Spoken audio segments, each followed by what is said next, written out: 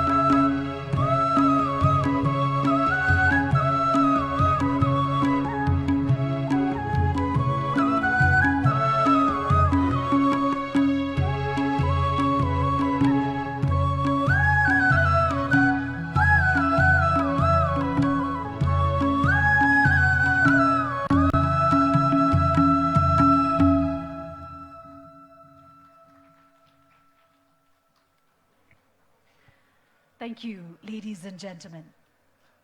The Right Honorable Prime Minister of Nepal, who's our chief guest today at this very august ceremony, the honorable ministers, honorable members of the parliament, the heads of constitutional bodies, high dignitaries from the government of Nepal, the high dignitaries and representatives from the departments, security organs under the Nepal government. Also, not to forget the very important presence of the leaders from various spheres, including political, social, economic spheres, members from the non-resident Nepali communities, the stakeholders communities, and a special mention of the overwhelming and very, very important presence of the 600 plus investors from across the world who very much add meaning and object to the endeavor that Nepal has undertaken at this moment here in its capital, Kathmandu. Namaste and a very, very good morning. A very cordial welcome to each and every one of you to the inaugural of the Nepal Investment Summit 2019. In the present global context, ladies and gentlemen, when economy is apparently the primary agenda and economic globalization quite trending, Nepal is getting its apparatuses set to embark on a journey towards the much, much aspired prosperity.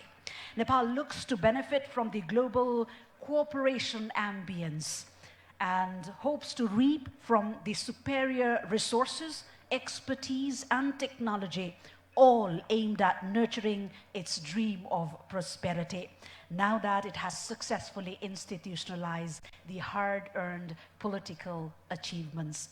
It's important to mention here, ladies and gentlemen, that for Nepal, spearheading national development is not only a dream, but a need that at the time is fundamental to its people, and we believe it's an opportunity to the global investors. As the theme of the conference goes by, this very platform that the government has come up with and Nepal both stand before you firm and ready as a potential and promising destination for investment in a wide range of sector. We come with a deep sense of realization, contemplation, appraisal, and after laying some fundamental groundworks, which we believe and which will be shared in course of the engagement of this conference here in Kathmandu. At the outset, ladies and gentlemen, allow me this privilege of inviting the coordinator of Nepal Investment Summit 2019 Steering Committee, the Honorable Minister of Finance, Dr. Yuvaraj Khatiwada, to make his formal welcome address.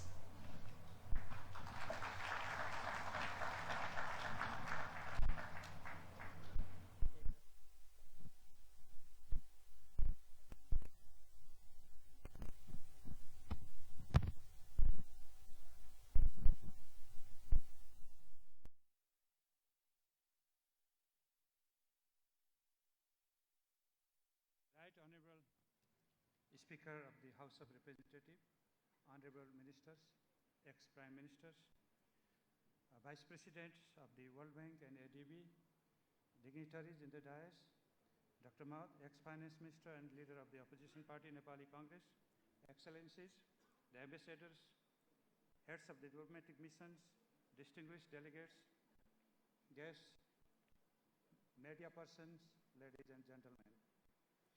A very good morning. First of all, on behalf of the organizing committee of the Nepal Investment Summit 2019, and as Vice Chair of the Investment Board of Nepal, I would like to extend a very warm welcome to all of you to this summit. My special welcome to the foreign delegates who have traveled all the way to participate in this summit. I am overwhelmed by your august presence today, encouraged by your interest to explore investment opportunities in Nepal, and thus inspired by your willingness to participate in the development of Nepal through investment and technology transfer. While welcoming you all to this summit, let me highlight the key objectives of this summit. First, this is to introduce Nepal as a promising land of opportunities for private investment. Second, this is to apprise of major policy, procedural, and structural reforms undertaken lately by the government to make Nepal as an attractive investment destination. Third, we want to showcase potential investment projects which are ready to be picked up by the investors. Besides, the summit is being taken as an opportunity for negotiation between the interested investors for the viable projects and enter into MOU. More importantly, this summit is expected to be an excellent opportunity for networking among domestic and foreign investors, as well as the government of Nepal for facilitating joint ventures in industry and infrastructure. Distinguished guests, Nepal has embarked on a new journey of rapid development with focus on maximum utilization of its natural, financial, and human resources, along with the achievement of political stability, formation of a stable government with clear development vision, and smooth transition of unitary state to a federal structure as enshrined in the Constitution of Nepal 2015. We have been able to establish in a very short period of time a meaningful and functional federal system for development in which three layers of the governments complement to each other while focusing private sector as the catalytic source of growth and development. Let me take this opportunity to briefly introduce Nepali economy. We are growing by about 7% in the recent years, and the growth has been very much broad-based. We plan to achieve double-digit growth in the medium term with higher investment in key areas such as energy, tourism, other natural resource-based economic sectors, manufacturing industry, and physical infrastructure. The country maintains sound macroeconomic track record with low inflation averaging about 5% in the recent years, credible fiscal system with public debt remaining at less than 30% of GDP, prudent and well-functioning financial markets, and foreign exchange reserves adequate to finance 9 months of our commodity imports. The tax system is transparent and predictable. Corporate tax rates are competitive. Foreign exchange regime is liberal, and pegged exchange rate regime provides a cushion to foreign exchange market volatility. With this solid macroeconomic foundation, Nepal is now ready to take off its journey to higher growth path, a necessary condition to realize our vision of prosperous Nepal, happy Nepali. In the medium term, we are committed to achieve sustainable development goals and become a middle-income country by 2030. This is our unshakable commitment, and this could only be achieved with your co-journey on this path of development while also maximizing value for your money. Distinguished participants, as Nepal embarks on a higher growth trajectory with economic transformation, our domestic financial resources, the existing level of technology, and domestic markets are not adequate to sustain the high growth path. This is why we want to welcome foreign investment which promotes industrialization, builds modern infrastructure, creates jobs, enhances exports, substitutes imports, and contributes to innovation and technological advancement. While encouraging investment in several areas of the private sector attraction, the government is committed in coming forward to work hand in hand with the private sector in different models of public-private partnership. The government is focusing on forward-looking macroeconomic reforms and sectoral reforms, along with the support of our development partners. Several regulatory and operational reforms in areas such as industry, energy, forest and land management, environment, airlines industry, financing services, public procurement, and labor market have already been undertaken in the last 1 year. The government is moving forward with legal and regulatory reforms in the areas of information technology, intellectual property rights, safeguards, foreign exchange, banking and financial services, and public finance. The accounting and auditing standards are being improved, and sovereign rating process has been initiated. This will provide investors added confidence on making investment decisions for Nepal. The presentations and deliberations being made in several sessions of this today summit will definitely highlight on the macro and sectoral policy regimes, potential areas of investment, incentive structures, and the environment of doing business in Nepal. I believe that The panel and parallel sessions being held today and tomorrow will not only highlight on investment opportunities in Nepal, but also provide important feedback for further reforms and for improving the ease of doing business in Nepal. The insights and experiences of the world's best practices and state-of-the-art innovations being shared during this summit will definitely help us to mobilize more investment and improve productivity of capital and other factors of production. I am confident that this summit will be extremely useful to share innovative ideas and views, explore investment potentials and opportunities in Nepal, develop investors' network, and finally attract more investment towards Nepal. Distinguished delegates, this summit is no doubt intended for investment, business promotion, and making business deals. But let me also mention that Nepal has more avenues to offer along with that of investment. We encourage you to spend a few days more out of your busy schedule to visit our cities and countrysides, enjoy their natural beauty, observe natural heritage, and feel warm hospitality of every smiling Nepali people wherever you visit. In closing, I would like to welcome you all once again to this summit and look forward to a very engaging and productive deliberations, discourses, and experience sharing. I sincerely hope that this event will mark as an important milestone for mobilizing external and domestic resources and forging a strong bond of collaboration for the rapid development of Nepal. Thank you very much and namaste.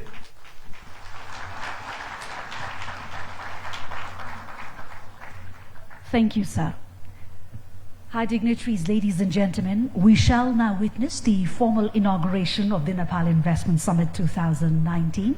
May I humbly place a request to our chief guest, the Right Honorable Prime Minister of Nepal, Mr. K.P. Sharma Oli, to do the honors in the truest of the Nepali traditions by lighting the traditional panas that is placed right towards the right of the dais.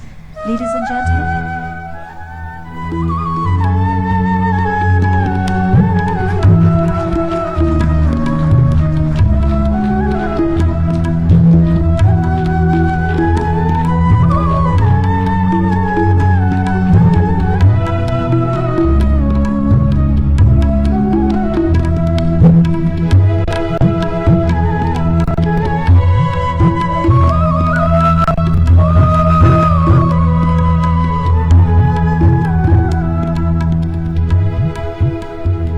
Nepal Investment Summit 2019 is now formally open, ladies and gentlemen. Thank you to the Right Honorable Prime Minister and the dignitaries. Please be informed that lighting an oil-fed lamp before a new beginning is considered very auspicious in the Nepali tradition. Said that, please join me, ladies and gentlemen, to request the chief guest of this ceremony, the Right Honorable Prime Minister of Nepal, Mr. K.P. Sharma Oli, for his special address to this august convergence.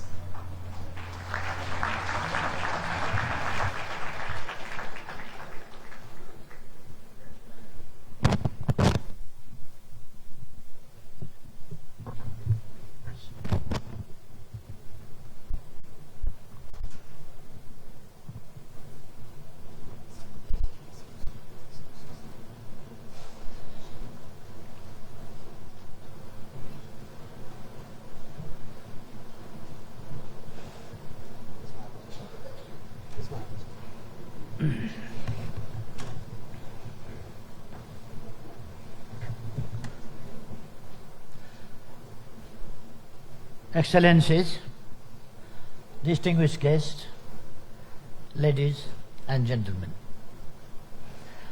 a very warm good morning to you all. Welcome to the land of Buddha and Sagarmatha, the land that makes Nepali people proud of their glorious history and civilization. Welcome to the land where you will be fascinated by its majestic mountains and as well as unparalleled natural wonders and by its incredible cultural richness. Welcome to the land of friendly and hospitable people where guests are treated as God.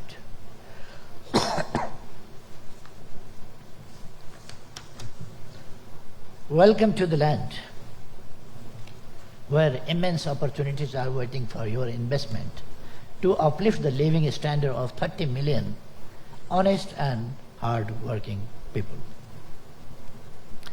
And here is a government that is stable and remains fully committed to protecting your investment with assured profit. I am sure all this will inspire you to make Nepal a second home, a place of your constant stay, and a hub of your business. Nepal offers many more things. Let's jointly explore and share. Dear friends, a year ago, while addressing the fellow citizens from Rara lakefront of Karnali province on the happy occasion of Nepali New Year 2075, I had emphasized Nepal must prosper and it can prosper. That was an opportunity for me to outline my vision for development of this country. I had expressed optimism that we would be able to steer the development course of this country. I had also underlined the need for partnership with our friends and well-wishers to speed up our development process. Today, I am so overwhelmed to see you here, our good friends, attending this very important event by wholeheartedly responding to our call.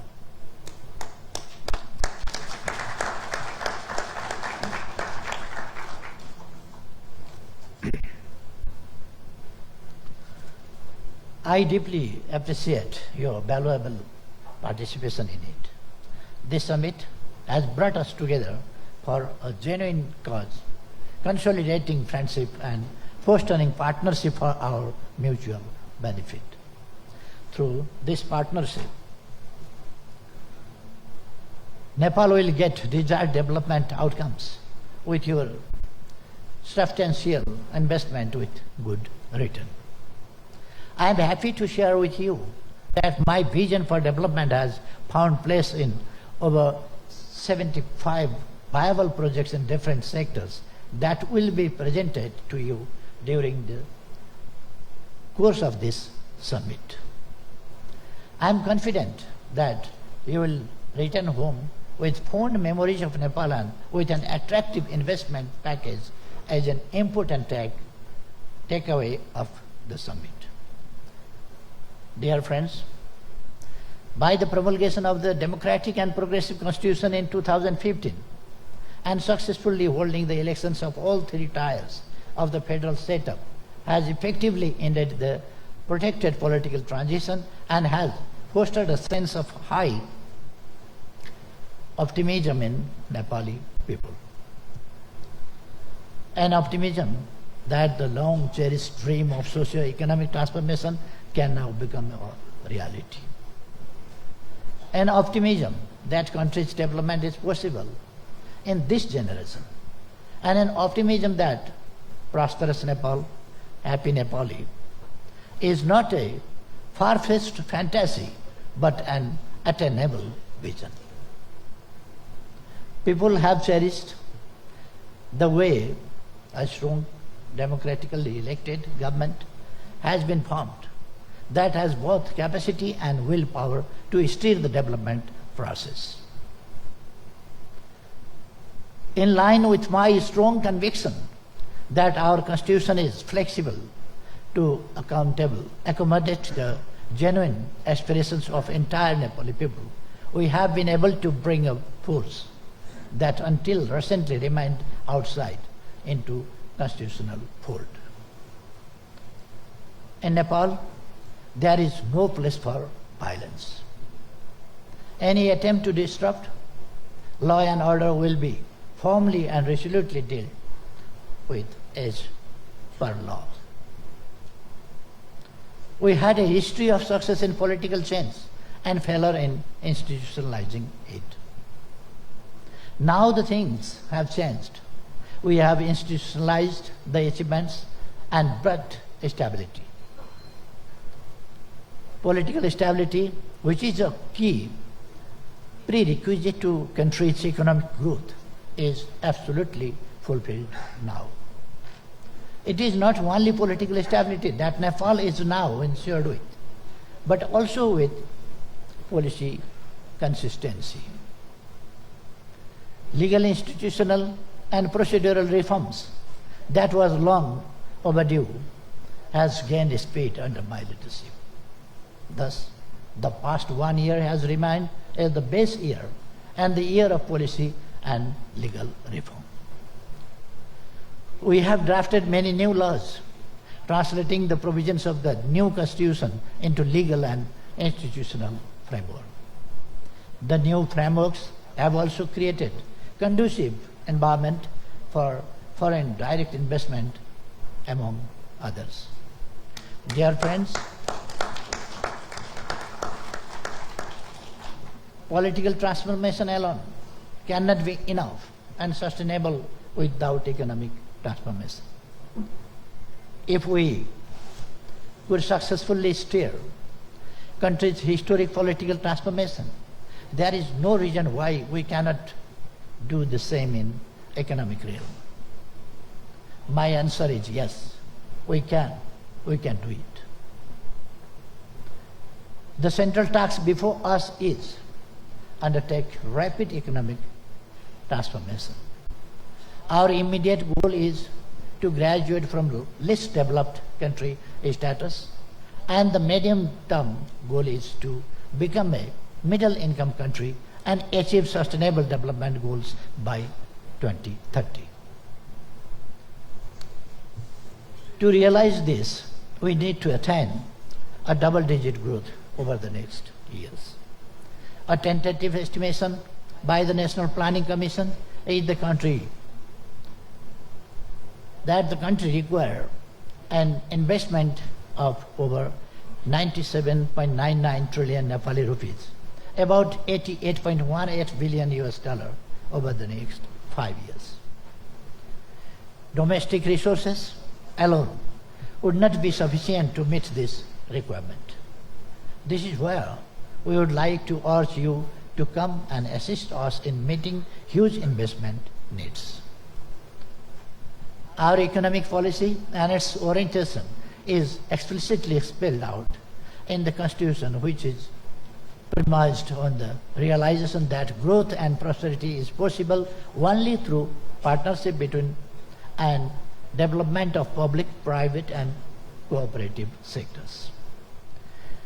Distinguished guests, we are mindful that investment requires transparent and responsive governance and rule of law. With elected representatives in all levels of our federal setup, governance attributes are improving. There is already a healthy competition among the provinces and local governments on incentivizing investment and getting more of it. I have said time and again that under my leadership, there is absolutely zero tolerance on corruption. I am convinced that good governance is essential for economic development and prosperity. We are committed to promote free and fair competition among private sector stakeholders. And you have already witnessed our firm stand against cartel and syndicate. Dear friends, in the past few months, we have made substantial progress in improving investment climate in the country. A sound regulatory framework has been established with the enhancement of two key legislations: Foreign Investment and Technology Transfer Act and Public-Private Partnership and Investment Act. The Public-Private Partnership and Investment Act provides one-stop service for any foreign investment of over rupees 6 billion or a hydropower project over 200 megawatt capacity. The new Foreign Investment and Technology Transfer Act 2019 ensures national treatment for any foreign investment.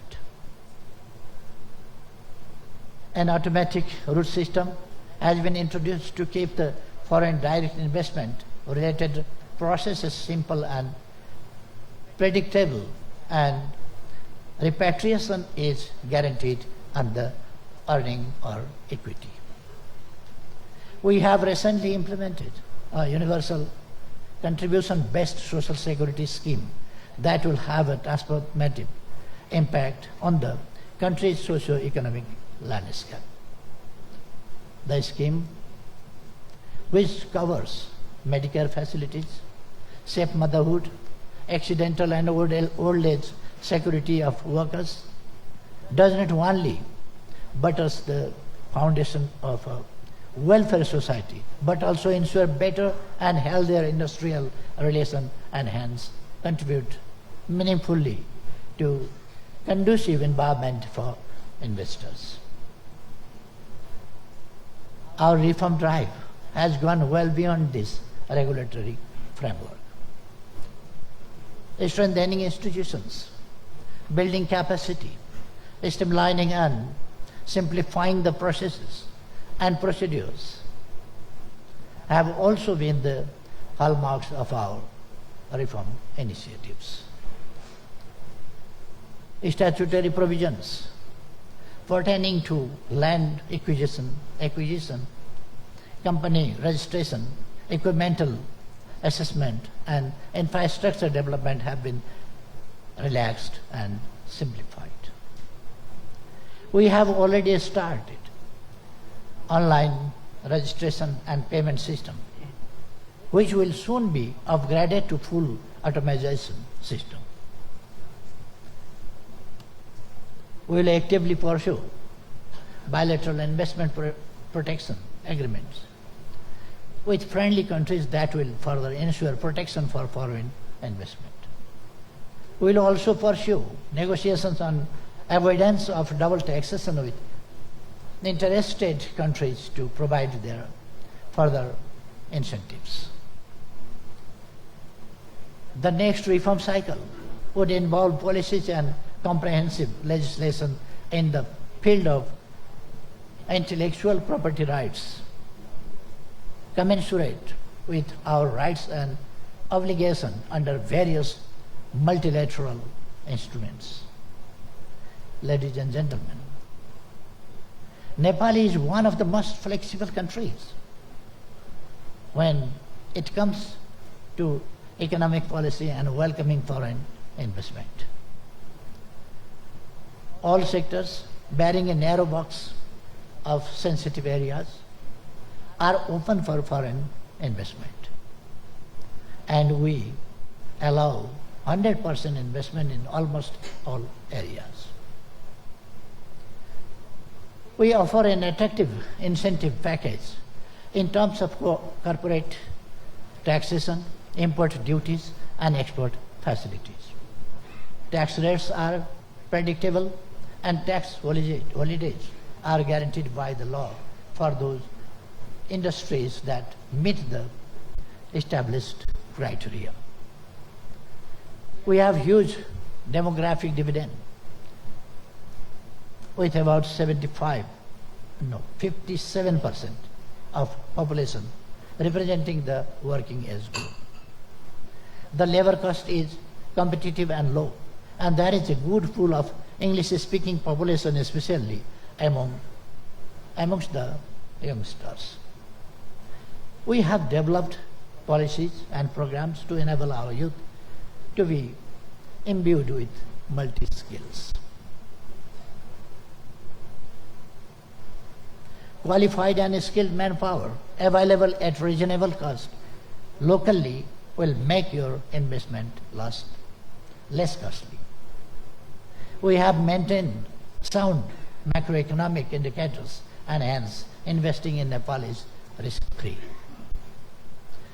An independent judiciary capable of adjudicating industrial and investment related disputes on a fast-track basis has been a mainstay of our legal system.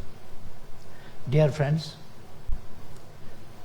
the other key area is infrastructure.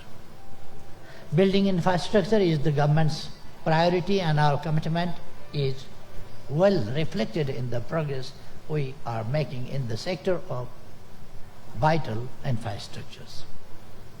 In terms of infrastructure, we are far better than before. Almost around the clock, electricity supply has been guaranteed for industries, and the country will soon witness power surplus. Road connections within the country and across border connectivity have improved substantially. The strategic Kathmandu-Tarai fast track that was just a dream a few years back is now becoming a reality. Our special economic zones have both infrastructure and other amenities to set up industries. One such says special economic zone is already in operation, while several others have been planned and being developed in different parts of the country. The Special Economic Zone Authority Act has also been revised recently to make the conditions of investment and operation of industries in the special economic zones more promising. Since Nepal has established a federal system of governance, our aim is to undertake a balanced development approach so that all the provinces get fair opportunity for the development of their industrial base with foreign investment. Guided by this spirit, we have decided to establish at least one industrial estate in each province. Likewise, with a view to promoting small and medium-sized enterprises, we intend to establish one industrial village in each local level. Dear friends, investors know better than others about the importance of location.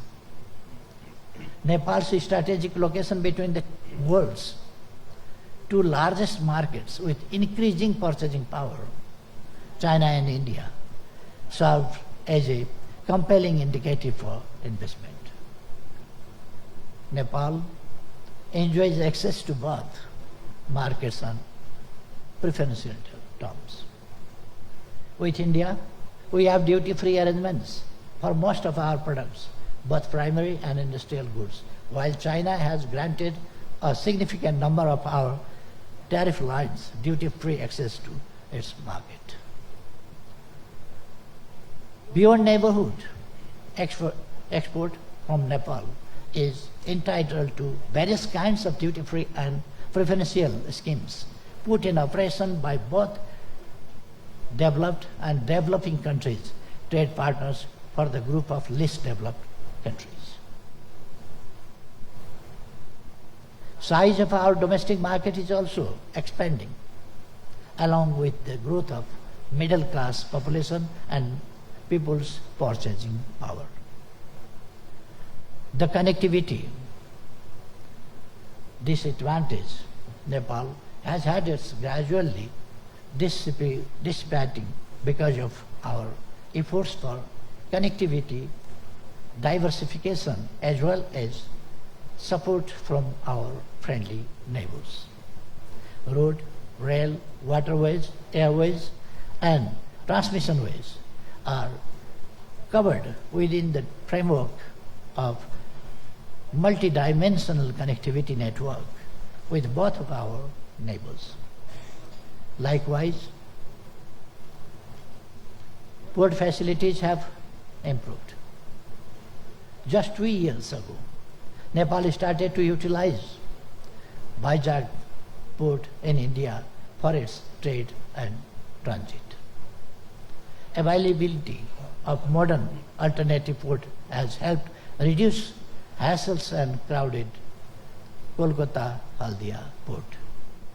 Digital tracking and transshipment systems, both introduced recently, has eased the transportation process.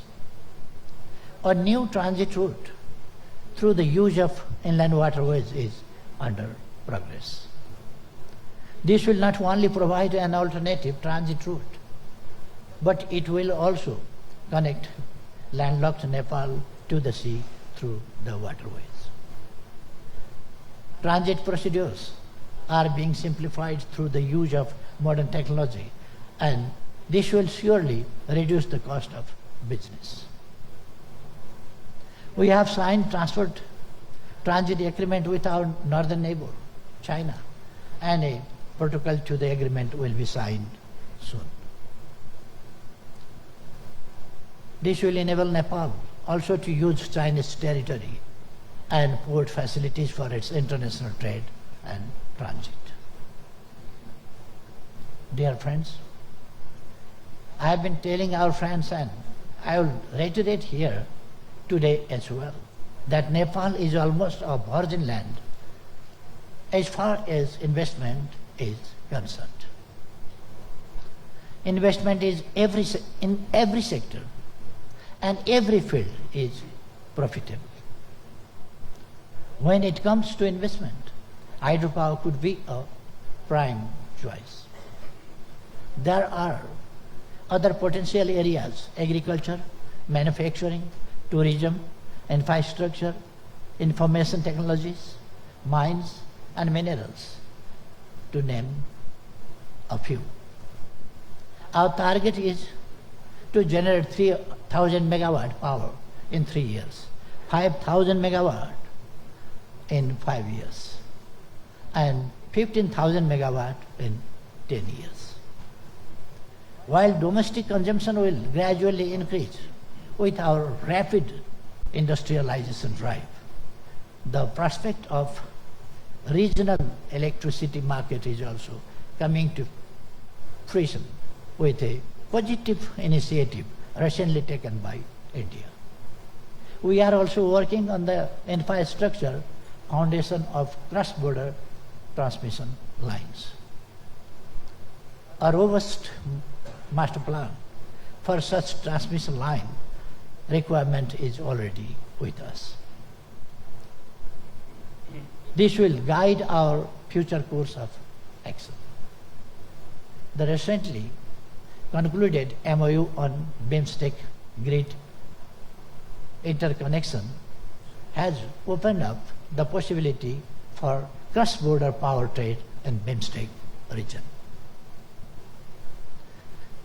Nepal and Bangladesh have also signed the MOU on power trade.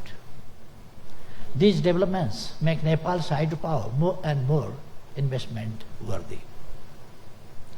Converting water into wealth is therefore a not to be missed opportunity. Tourism is another important sector for investment. Nepal has matchless natural beauty and incredible cultural treasures.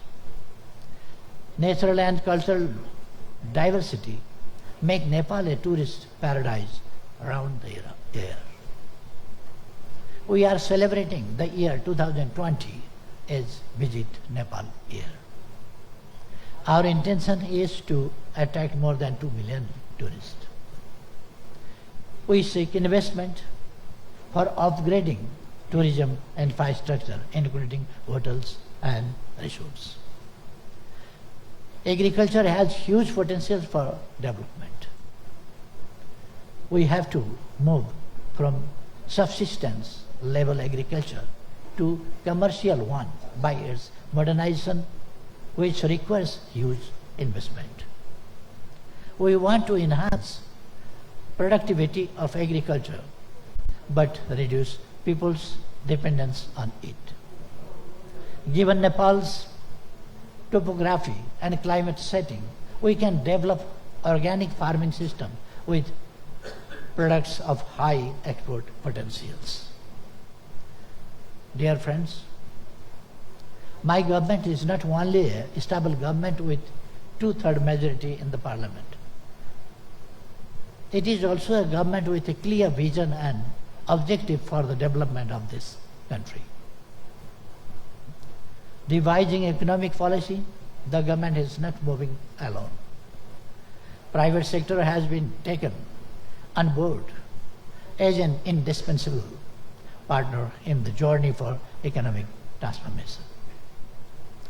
Before I conclude, I would like to share with you that development agenda and foreign investment enjoy national consensus in Nepal.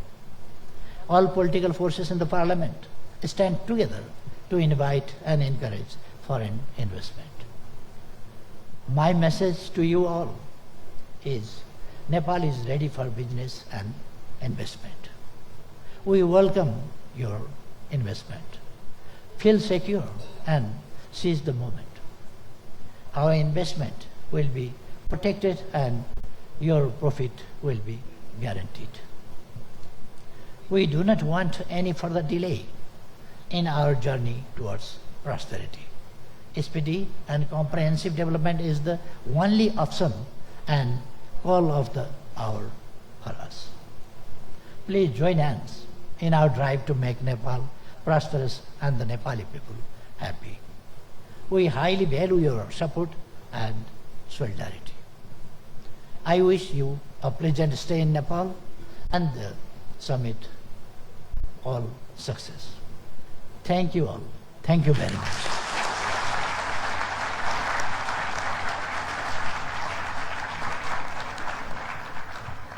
Thank you, Right Honourable Prime Minister Mr. K.P. Sharma Oli, for your very valued statements.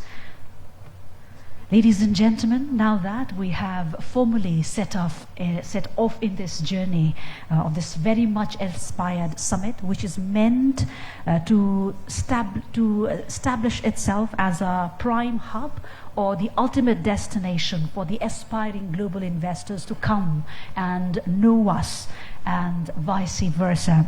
We take a moment herein to present to you all, in a nutshell, the object of this initiative. Here's a short video presentation.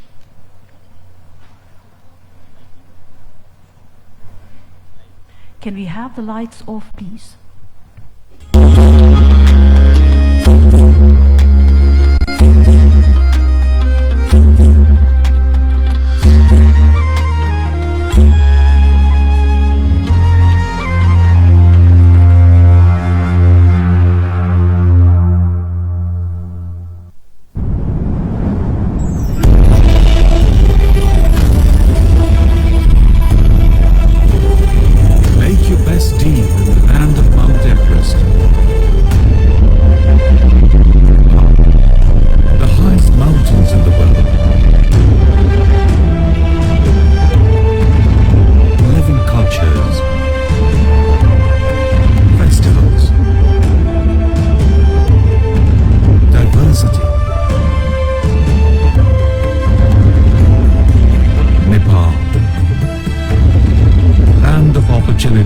And growth.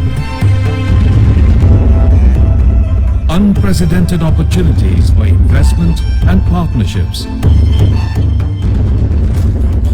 Commitment to foster entrepreneurship and business.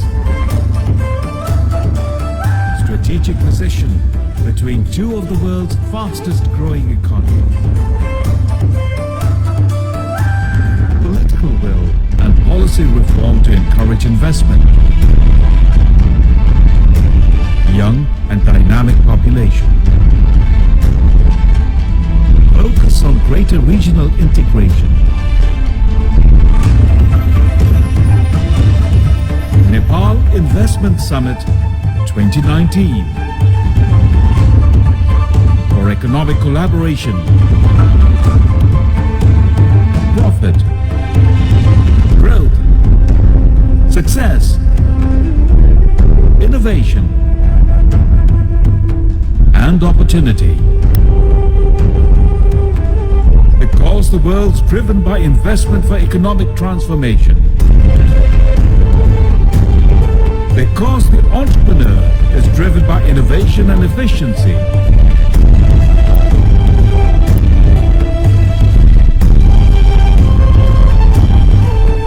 Because Nepal believes in shared prosperity through improved business climate.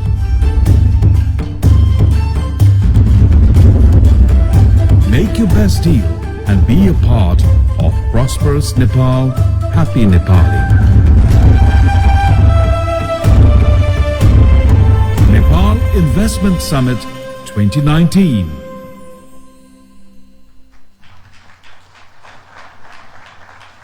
Indeed, it is the idea of shared prosperity that gives us that zeal and drive and brings us here at this particular hub. Said that, ladies and gentlemen, now that the ambience is set just right, we cannot wait to hear from our foreign dignitaries, to whom we are ever grateful for the great gesture that they have bestowed in their presence. First and foremost, ladies and gentlemen, my pleasure of requesting Dr. Shahzad Naseem, the Group Executive Chairman, Meinhardt Group International, for his remarks.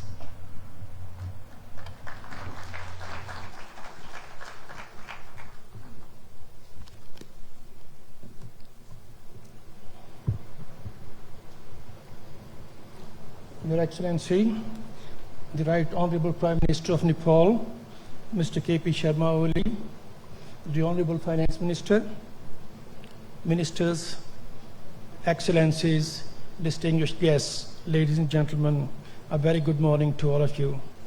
First of all, I would like to thank the Government of Nepal for inviting me to speak at such an important occasion.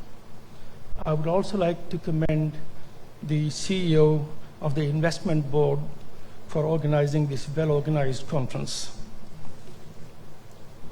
That the Government of Nepal has organized this conference to engage the global business community and attract investments bodes well for Nepal. Prime Minister Oli has been actively raising the profile of Nepal, having spoken at many international forums in the last 12 months. This reflects country's determination to effect real economic reforms and send the message to the world that Nepal is open for business. Nepal has gone through many challenges in the last 2 decades, including a devastating earthquake that set back the country's plans for development substantially. Ladies and gentlemen, it's against this background that I would like to share some of Singapore's and Meinhardt's insights that could be useful for Nepal in its development strategies.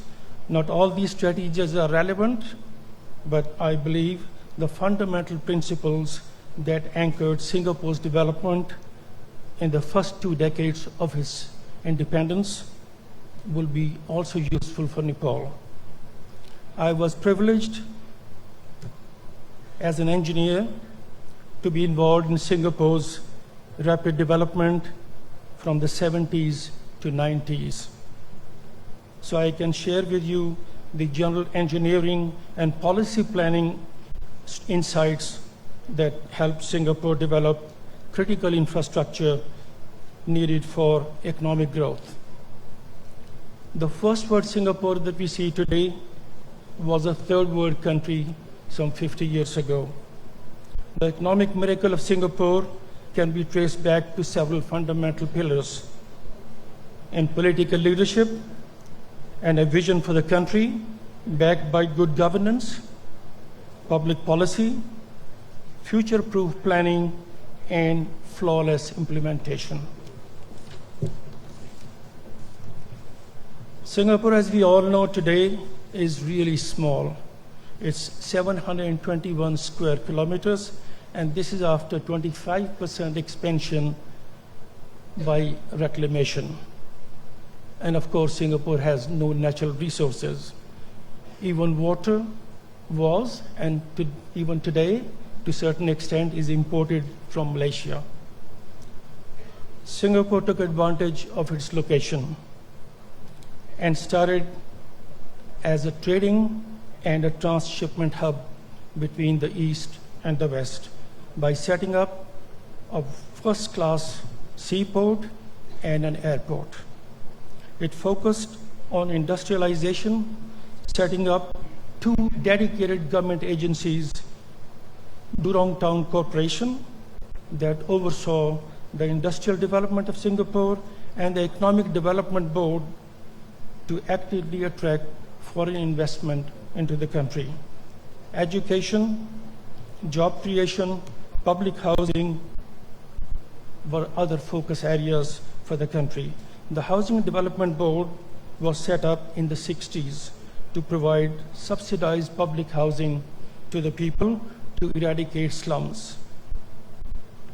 Whilst EDB and the educational and training institutes of Singapore collaborated to ensure that the workforce was ready and available for the industries Singapore was seeking.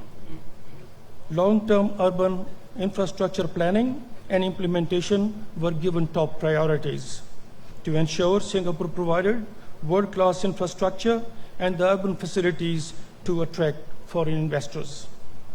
The master plan is reviewed and revised every 5 years in Nepal. We are therefore committed to Nepal, and we believe there is a great potential in future.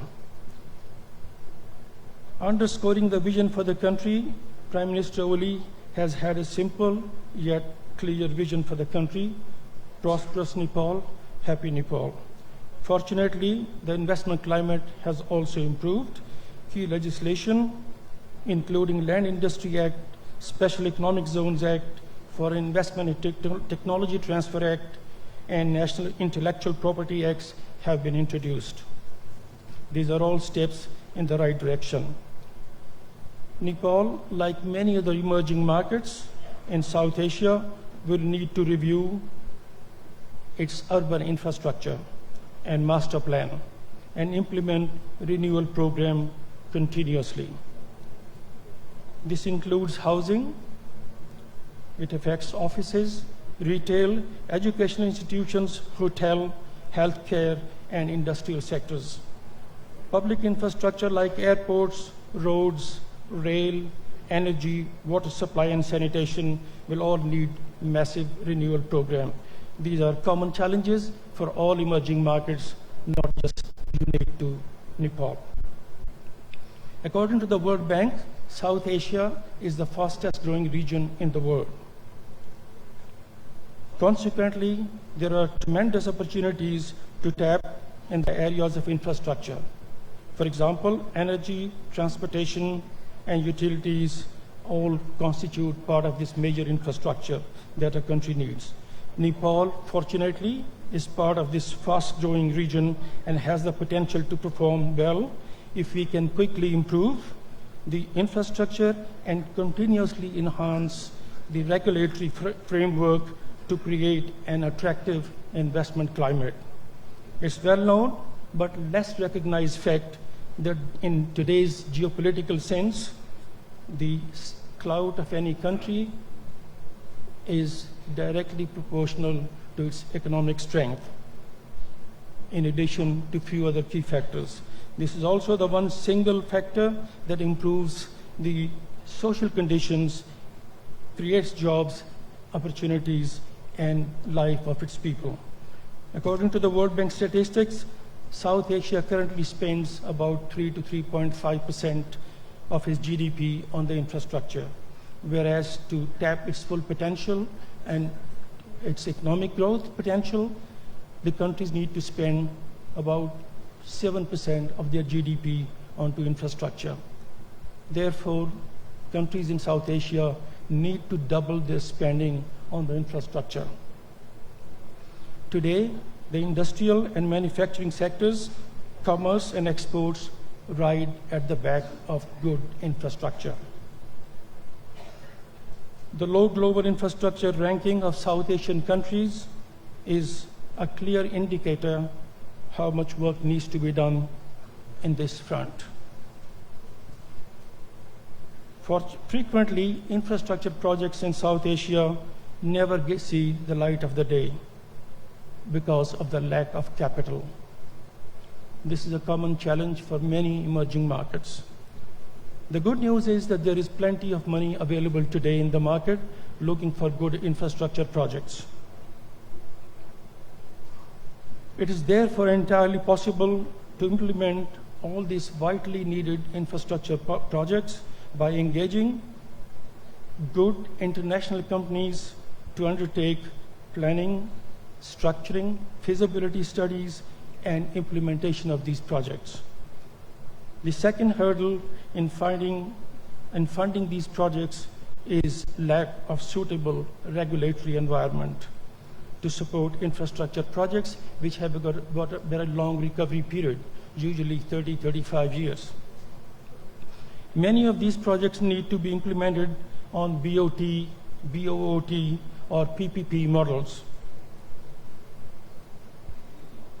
For such projects to have any traction, there must be willingness to provide the sovereign guarantees that are frequently required, parallel concessions, a favorable taxation regime, and the cover of appropriate regulatory environment to unlock much needed capital for such projects.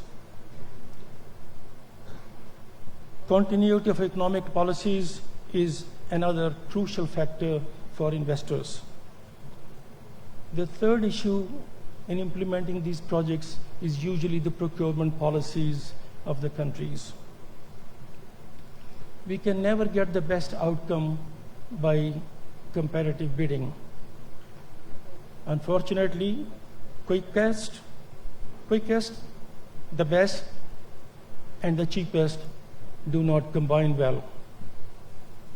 If I need a bypass, I won't be calling tenders for the cheapest cardiologist. I go to the best.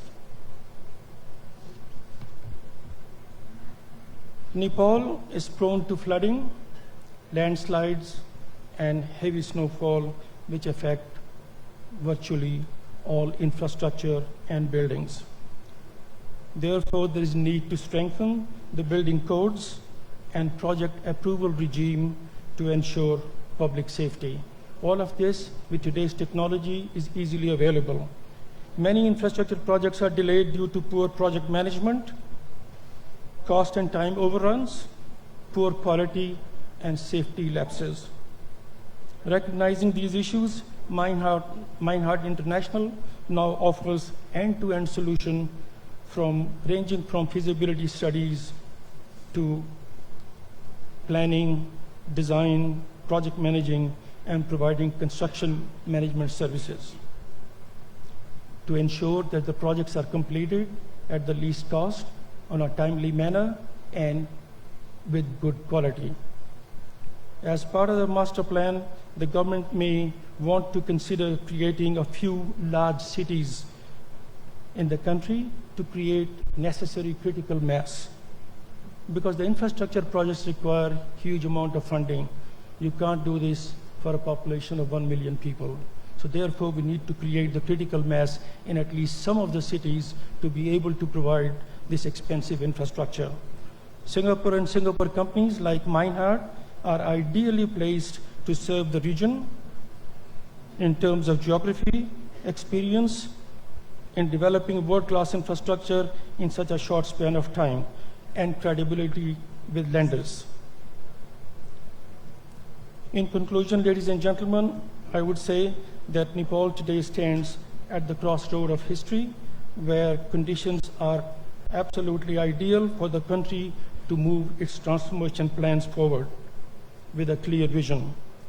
Just as Rome was not built in a day and Singapore took 50 years to come to this stage, I'm pretty sure that Nepal would also achieve its objective of prosperous Nepal, hopefully much faster. I wish the government of Nepal and its people the very best in the journey ahead, and we are here as a partner. Thank you very much. Thank you, sir. Thank you indeed. So that, ladies and gentlemen, I have the pleasure of inviting Mr. M.G. George Muthoot, the chairman of the Muthoot Group India, for his remarks.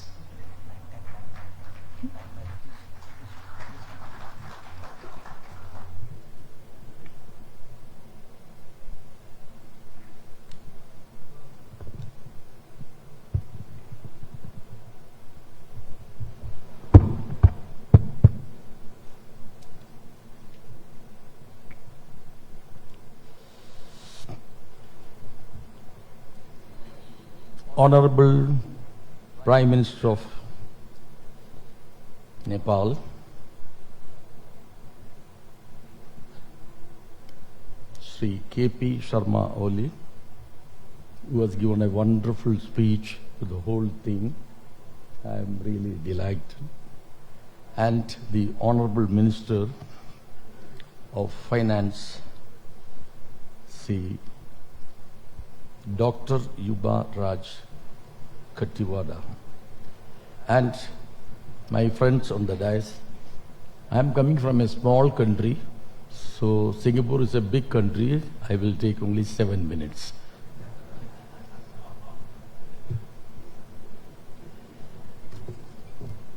I am extremely delighted to be here, and I am very happy to see the hall completely filled up, which shows the strong intent and mission of this country under the able guidance of Honorable Prime Minister made this hall this big.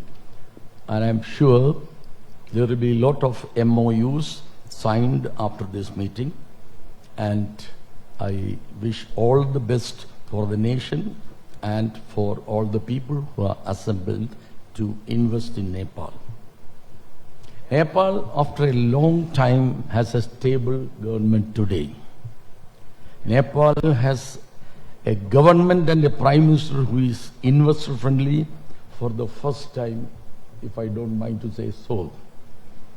Today, the government is stable, and you have a wonderful full-time minister, prime minister, who wants to take Nepal to much higher and much bigger heights. We have already witnessed from his speech. And I am sure the way he's talked is with full conviction, and I can assure you from his body language and the words, he is going to do what he is promising. Gentlemen, ladies and gentlemen, the emphatic sign of the determination is demonstrated through the Nepal Investment Summit, which is attended by this big crowd. I find a lot of people who are interested in investing in this country. Today, Nepal is presumed to be a country with least problems. I'll say no problem, as Honorable Prime Minister said. Friendly people, honest people, and as a nation thirsting to grow fast. The country has realized the importance of foreign investment to eradicate unemployment, a low standard of living, shortage of many necessities and amenities, in order to make Nepal a rich country.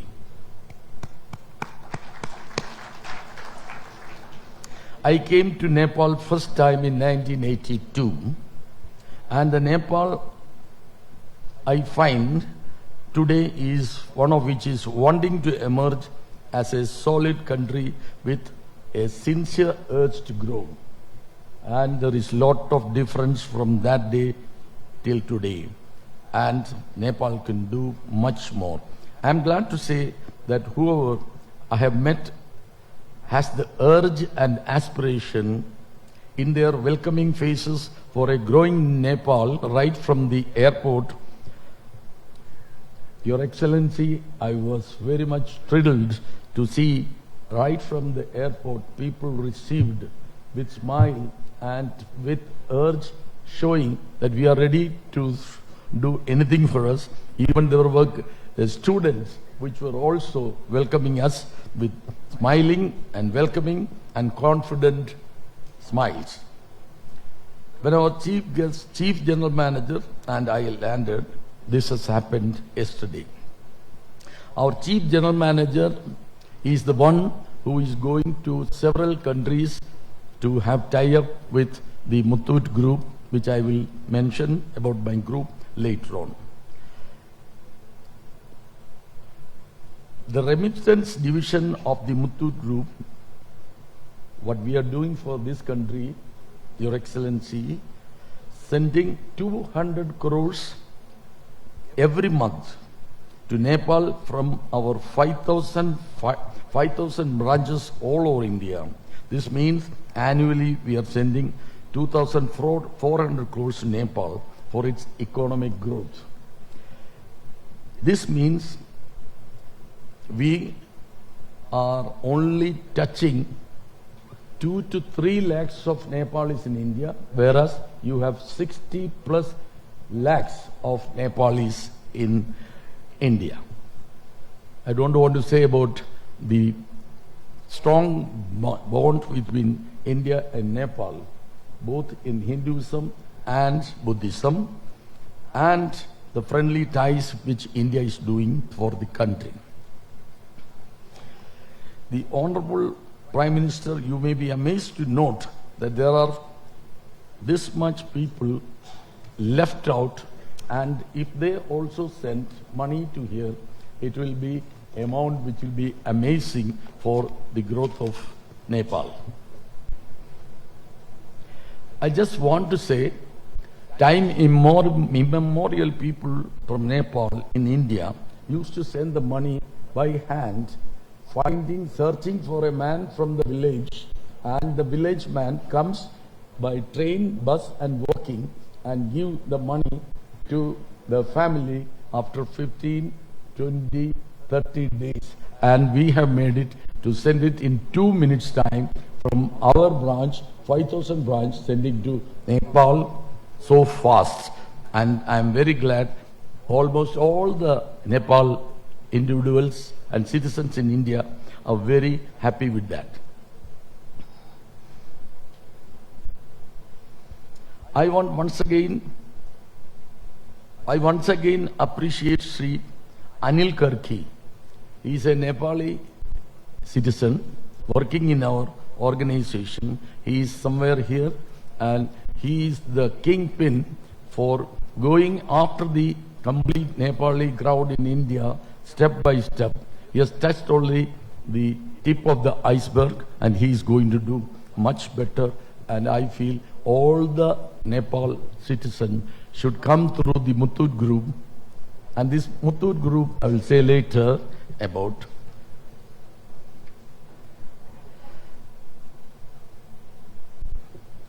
And we are sending it through State Bank of India to State Bank of Nepal, and it is given through a fantastic company which I should mention is doing wonderful work distributing this money into Nepal to this citizen. I am humbled to state that our group, which I told you, may be surprisingly 800 years in business legacy. And I am the 18th generation in the business, and 800 years of unblemished track record, and 800 years of charity, 800 years of CSR, and 800 years of priesthood, which is something rare according to people here. I thank God for this great honor given for this one. And I have brought a small booklet which shows 63 amazing and unique facts about the Muthoot Group, which I don't think any company or group has more than 20 of this one. We are humbled. We pray to God that we have been given a great honor. We are one of the largest group which is aspiring to grow to the heights of the industries and business in India, and we are all determined to work for the nation as well as work for other nations through our division. Muthoot Group is looking for additional investment opportunities in Nepal, in the BFSI sector, banking and financial services, maybe acquiring a bank or an insurance company in Nepal.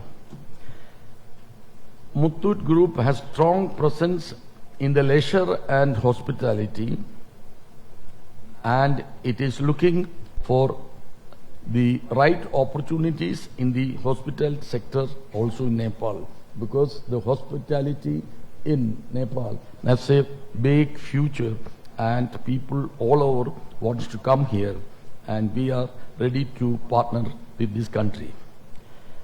We have presence in education with outstanding schools and colleges.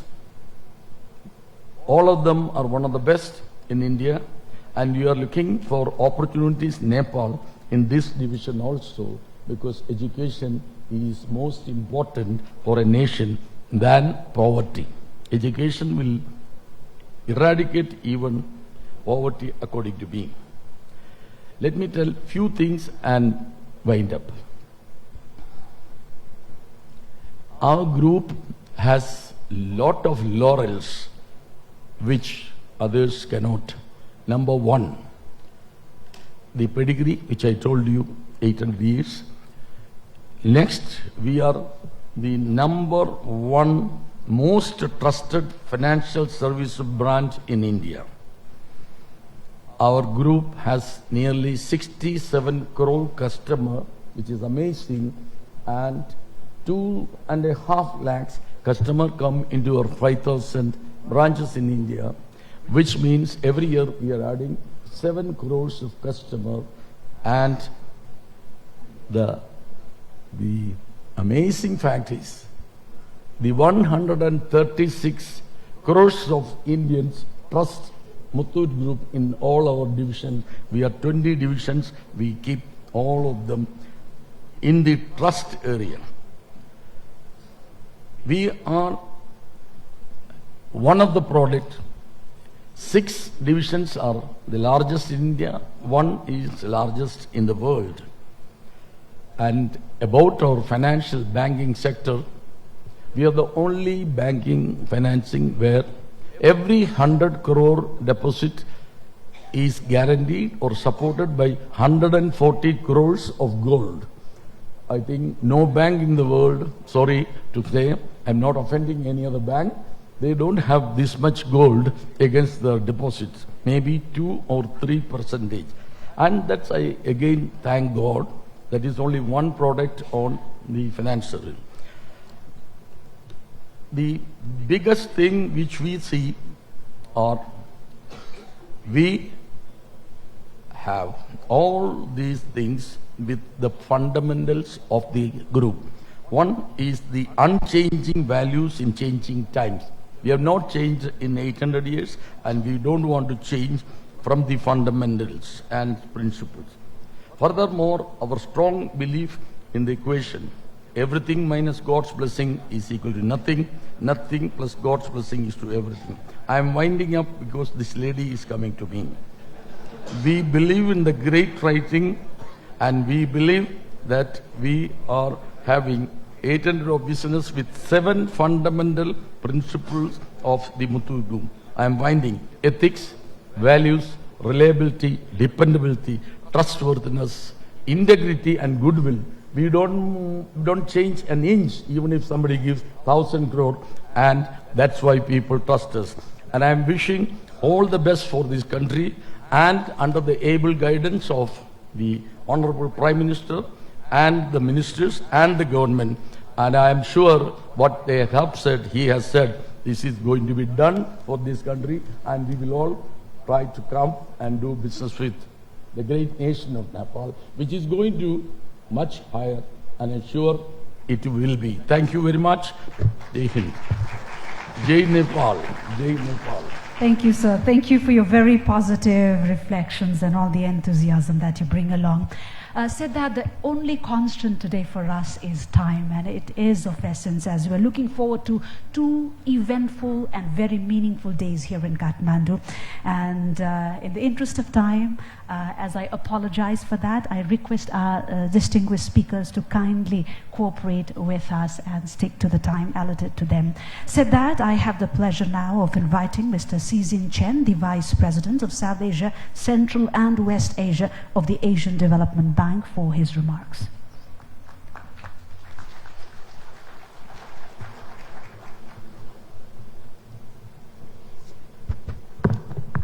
Thank you. I promise I will keep within the 7 minutes. Thank you very much. So, right, Honorable Prime Minister, Honorable Ministers, Excellencies, distinguished guests, very, very good morning today. And like other colleagues, thank you very much for the hospitality and also for inviting me to attend the Nepal Investment Summit 2019. Actually, I like the logo very much. Nepal Investment Summit 2019. The arrow just shooting up for the meaning of the investment, so I liked it very much. On behalf of the Asian Development Bank, I would like to congratulate Honorable Prime Minister and his government for completing the first year in office. I also would like to extend our appreciation to all the efforts in this country for supporting this significant historic changes in the last couple of years. The government's campaign of Prosperous Nepal, Happy Nepal, rightly captures people's aspiration of accelerating economic development in Nepal. This summit comes on the backdrop of political stability and improvements in the economy. Let me also underscore the government's recent efforts to introduce economic reforms and to extend economic cooperation in this region. Similarly, with the successful fourth BIMSTEC summit, progress on the protocol on transit transport agreement with China, cooperation in energy with India and Bangladesh, Nepal has sent encouraging significant signals to domestic and foreign investors. I believe that Nepal is at the cusp of transformation with a great focus on economic and social development. So in my remark, I will focus on the importance of infrastructure investment and ADB's engagement in Nepal. As a leading development partner in the Asia-Pacific region, ADB has supported and also witnessed the fast growth of developing economies of the region.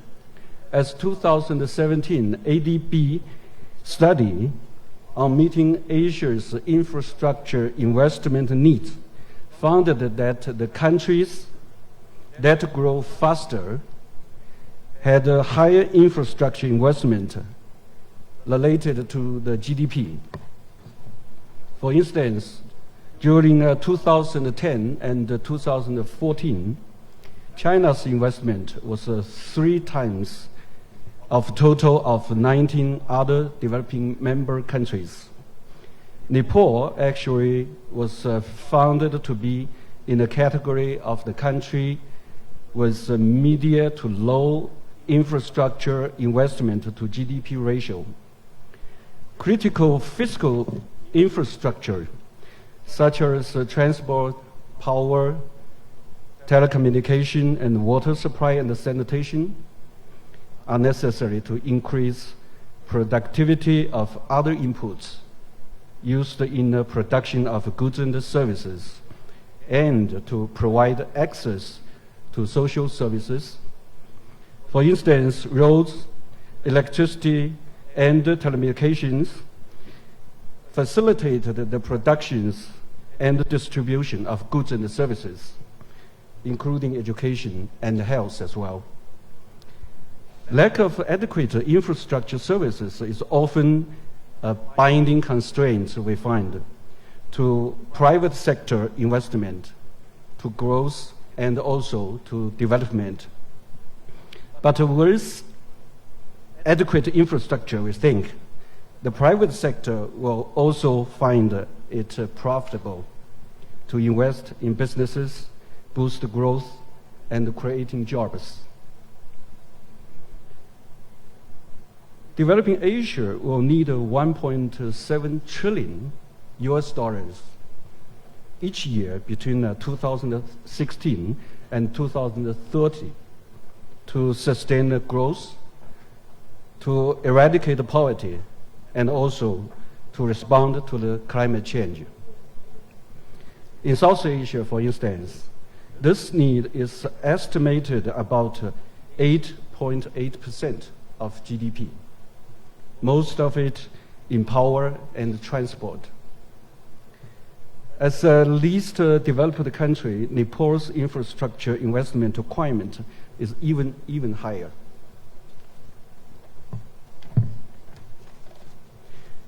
Nepal has set a target of achieving the SDGs by 2030.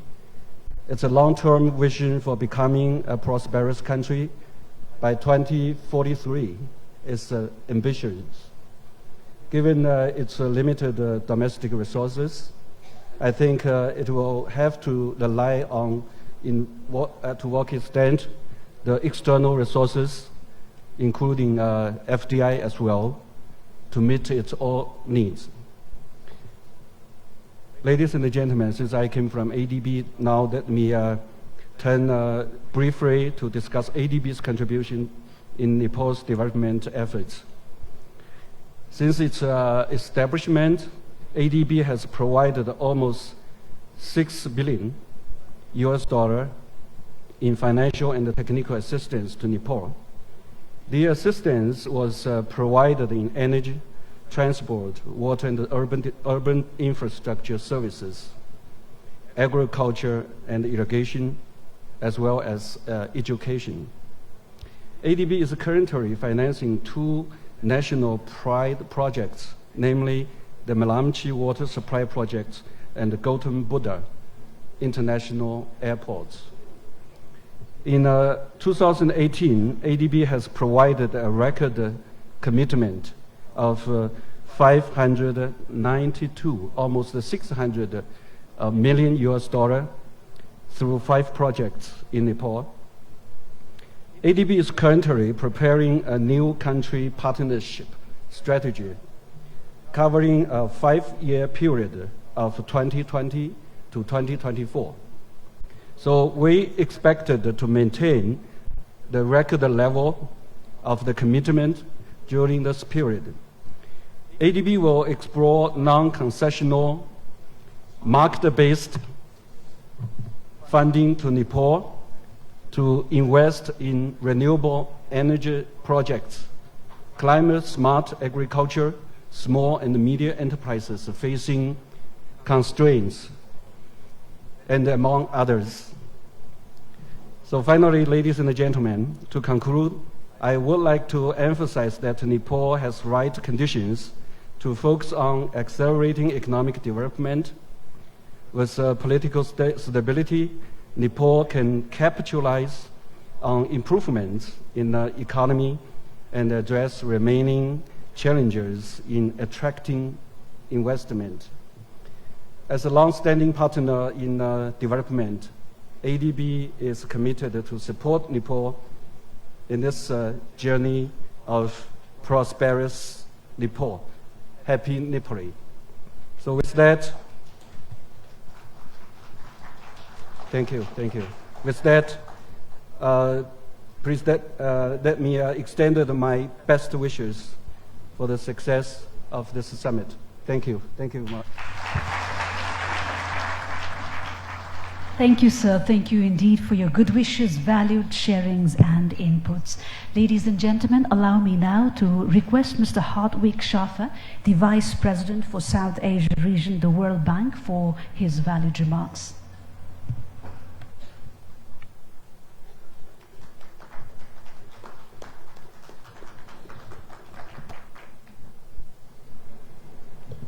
Namaste, good morning. The Right Honourable Prime Minister of Nepal, Honourable Minister of Finance, Ministers, Excellencies, Heads of Delegations, distinguished ladies and gentlemen, colleagues and friends. It is great to be back here in Nepal. It's an honour and a privilege to be at the Nepal Investment Summit. I'm here with my colleagues from the IFC, the Vice President Hans-Peter Lankes, my colleague from MIGA, the CEO and Vice President Keiko Honda, and we, as the World Bank Group, are here to express our sense of optimism and support for Nepal, for the new Nepal. Last August, when the Honourable Minister of Finance was in Washington to visit the World Bank, we had the Nepal Day at the World Bank. That's when we got the first notion of a different Nepal. That's when we first heard about the plan for this investment summit. Later on during the year, in November 2018, I had a chance to firsthand see the commitment and the determination of the ambition to reach middle-income status by 2030 of this new government. And today, with this full hall, and I understand there are more people in the overflow room, I think this is a very clear signal that everybody believes that this Nepal is a new country. It has emerged, this Nepal as a new country has emerged from decades of conflict, has gone through political transition, has recovered from the 2015 earthquake and the 2017 floods, is resilient and on its way to become a middle-income country. We are here today as investors, development partners, officials from other nations to put our resources and our bets behind this new Nepal. And the odds that we will succeed with our resources and bets are good. The people of Nepal are resilient. I saw that in November when I visited Kaikoura in Province 3, that is rebuilding. The government is stable, has made the program, is engaging its people, one of the most important facts, engaging its people in the development of this nation. Growth has been steady. 2017 saw 7.9% growth. In 2018 it was 6.3%, and this year we expect over 6% again.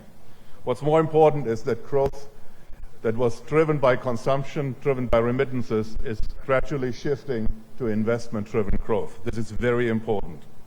Poverty levels have fallen. If we go back to the 90s, 1 out of 2 Nepali was living below the poverty line. Today, it is 1 out of 7. 12%, 15% of Nepal is still below the poverty line, but tremendous progress in terms of eliminating poverty.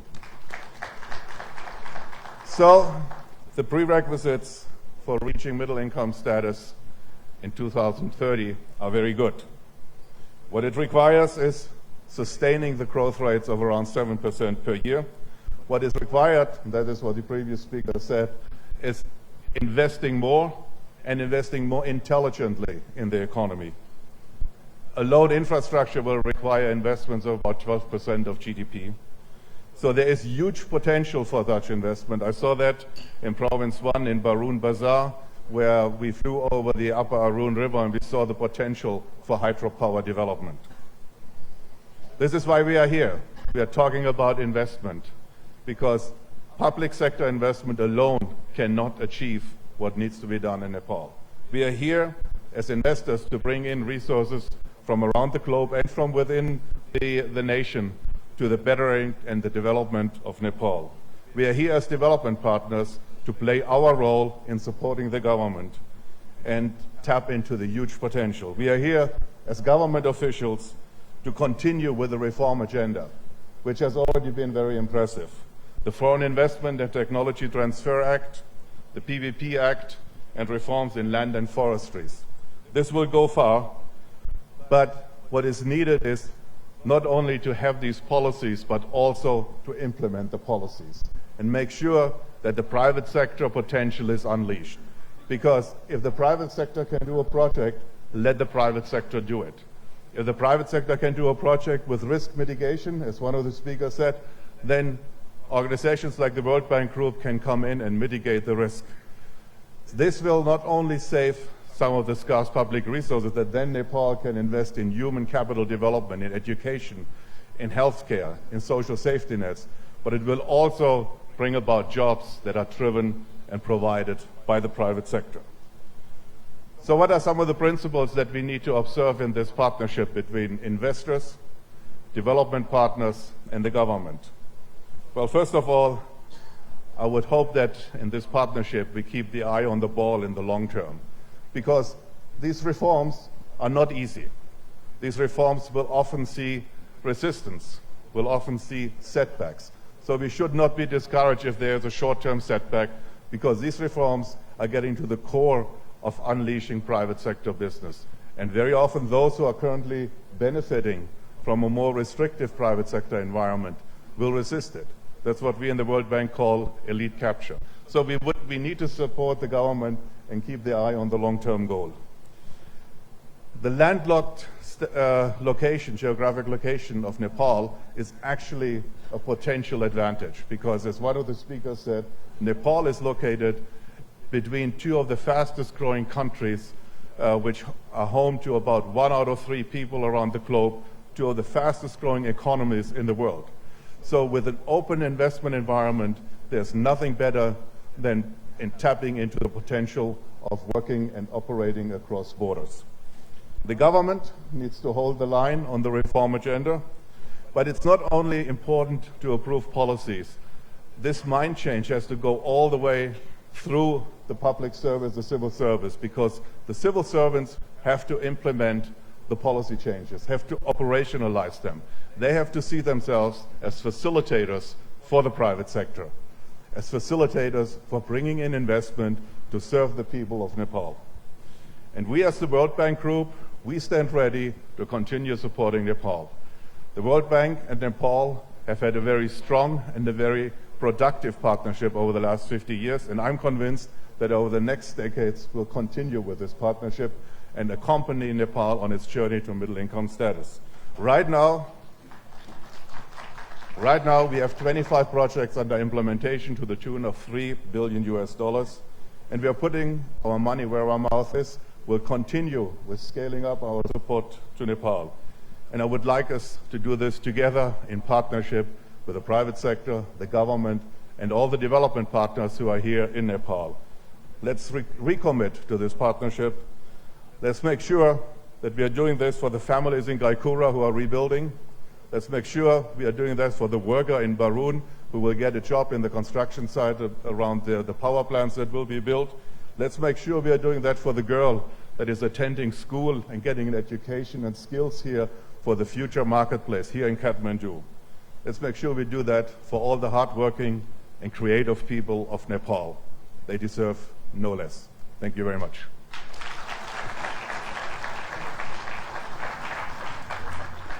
Thank you, sir. Thank you indeed for the acknowledgements that you've made and for your perennial positivism and the concerns that you just shared. Said that, ladies and gentlemen, we now move on, and I have the privilege now of inviting His Excellency U Thong Tun, the Union Minister for Investment and Foreign Economic Relations, Myanmar, for his valued remarks.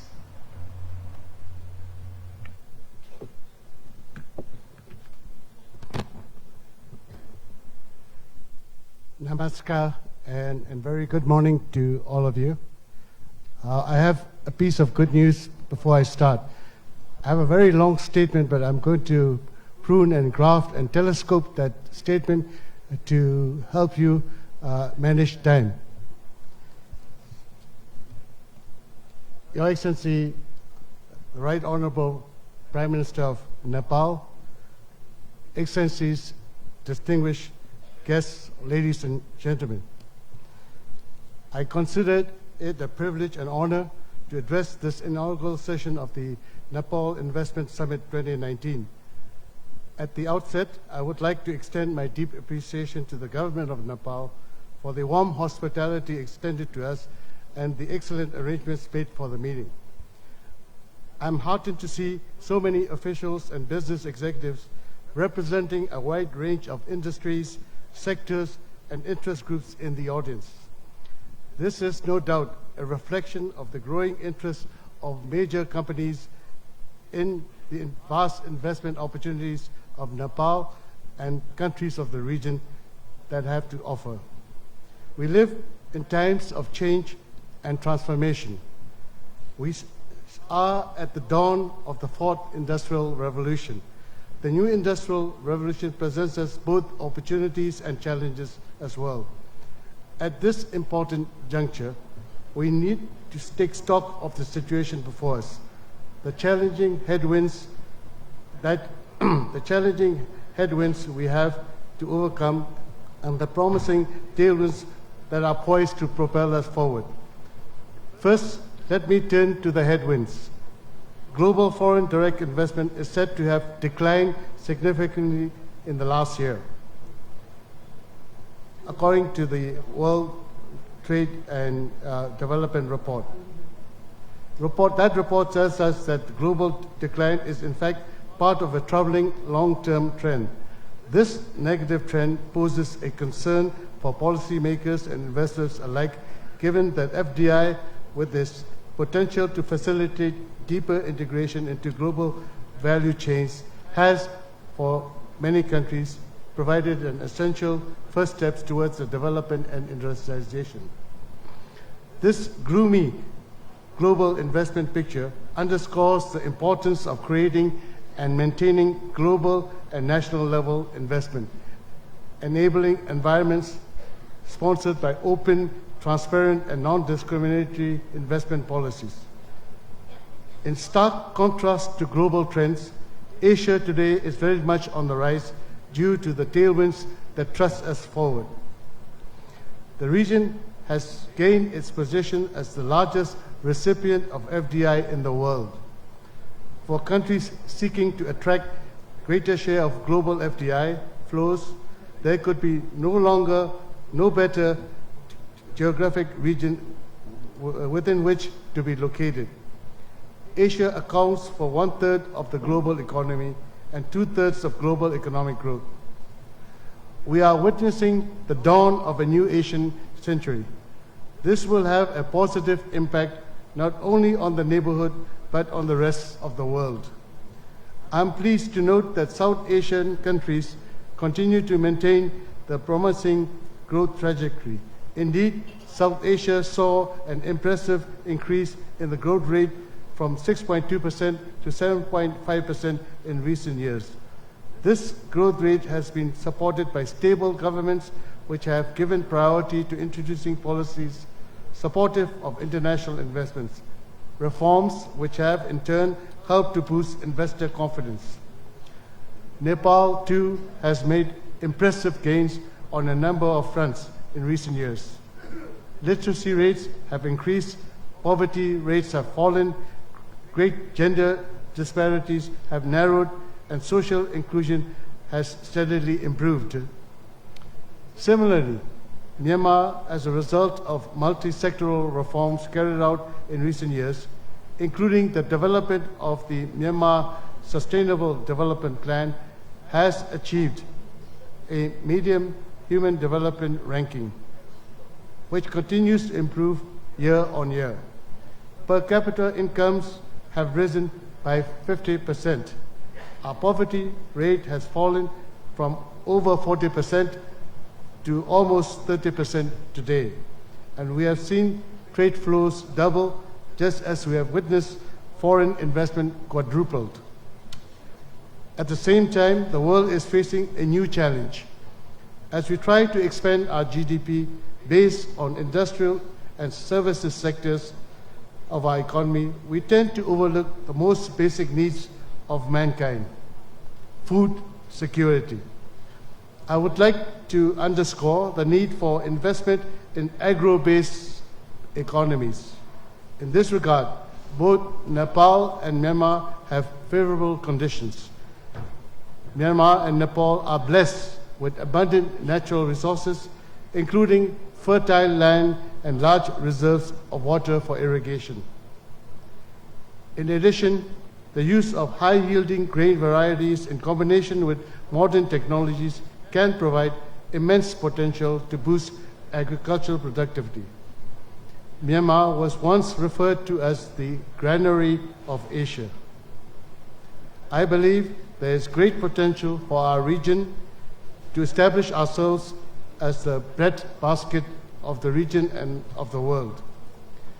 Excellencies, distinguished guests, ladies and gentlemen, Dame Nogue, son of Tenzing Nogue, who together with Sir Edmund Hillary was the first to conquer Mount Everest, is reported to have said that the Himalayan region needs more noble travelers. A noble traveler is one who is one more than a mere sightseer. A noble traveler is one willing to learn and explore while being mindful of his or her impact on the environment. I believe the same could be said of investment. We need responsible investors. Asia's Industrial Revolution 4.0 will be sustained in part by those responsible investors. That is to say, investors who do not prioritize short-term returns at the expense of future generations. Through the promotion of what we may call sustainable profitability, let government work in tandem with investors such as yourselves to usher in a new century for Asia, the region, and the world at large.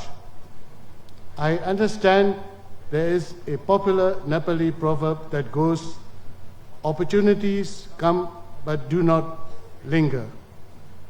So let us not linger. Let us turn small steps into greater strides and take full advantage of today's opportunities, lest not being so becomes tomorrow's regret. Excellencies, ladies and gentlemen, I wish this summit every success. Thank you and Dhanyavad.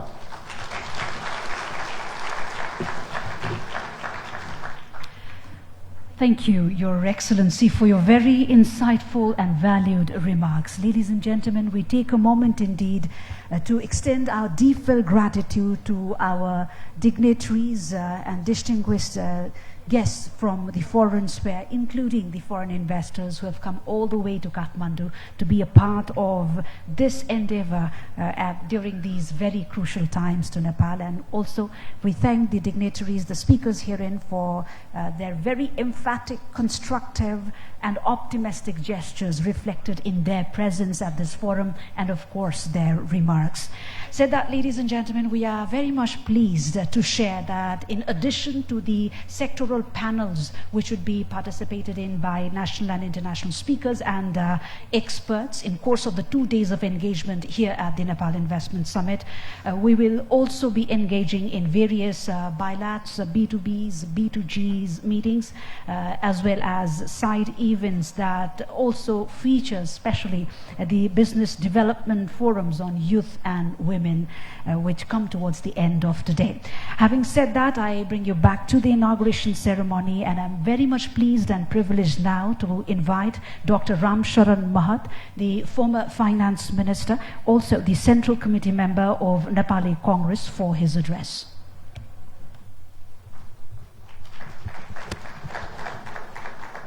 Right Honorable Prime Minister, distinguished guests, including former Prime Ministers, Ministers, and distinguished invitees from our development partners, and a large number of prospective investors for Nepal.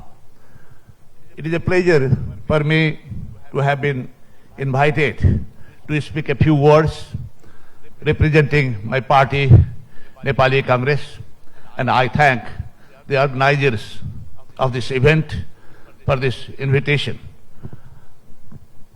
As you know, Nepal has realized the limitations of inward-oriented economic policy in the early 90s, prodded by our own experience for decades of our own country, and also prodded by the lessons learned from the experience of many other developing countries. We opened up the economy.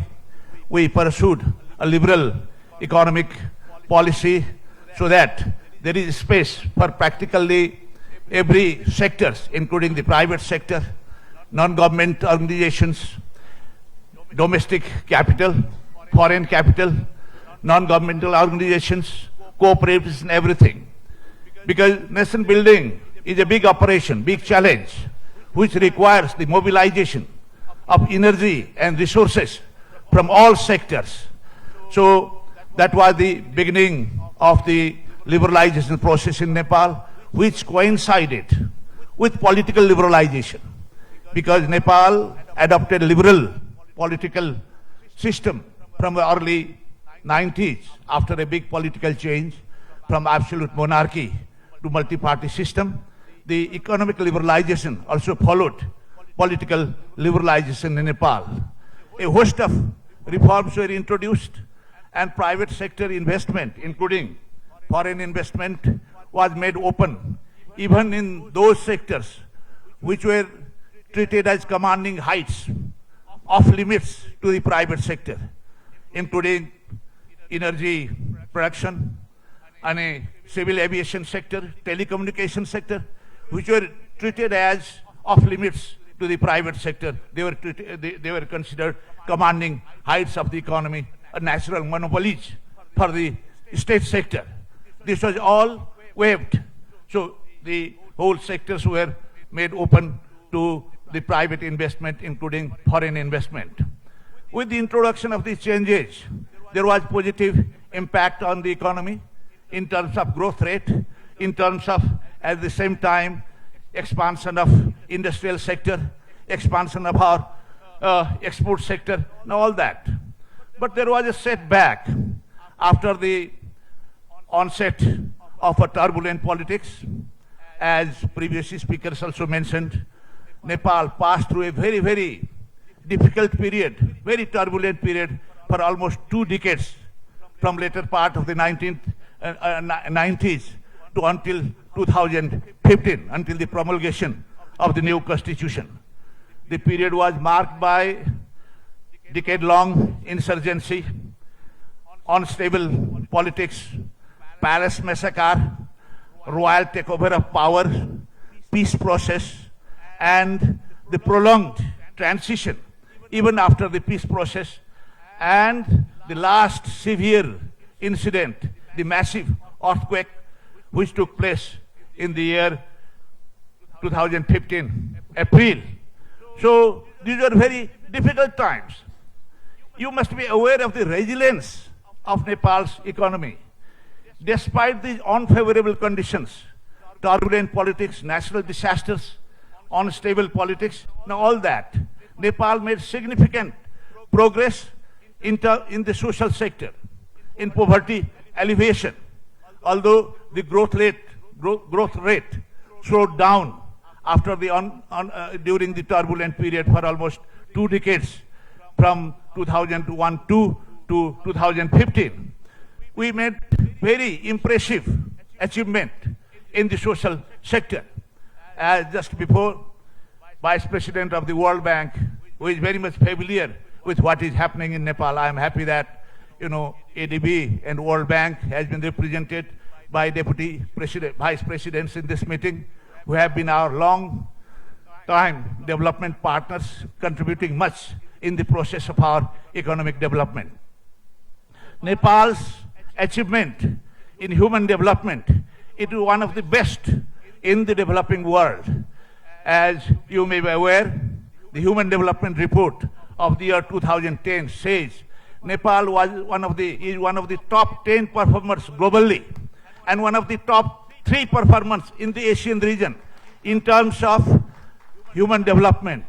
Despite low economic growth, Nepal makes a unique case where the growth rate was low, but the progress in human development in the education sector, in the health sector, and in other and rural development, it made a very, and poverty alleviation, it made a very impressive progress. Like people below poverty line declined in early 90s from about 50% of the total population now to less than 15% based on headcount survey. The access to economic services in terms of access to road, in terms of access to telecommunication services, banking services, and so many other socio-economic services, Nepal has made one of the most impressive progress.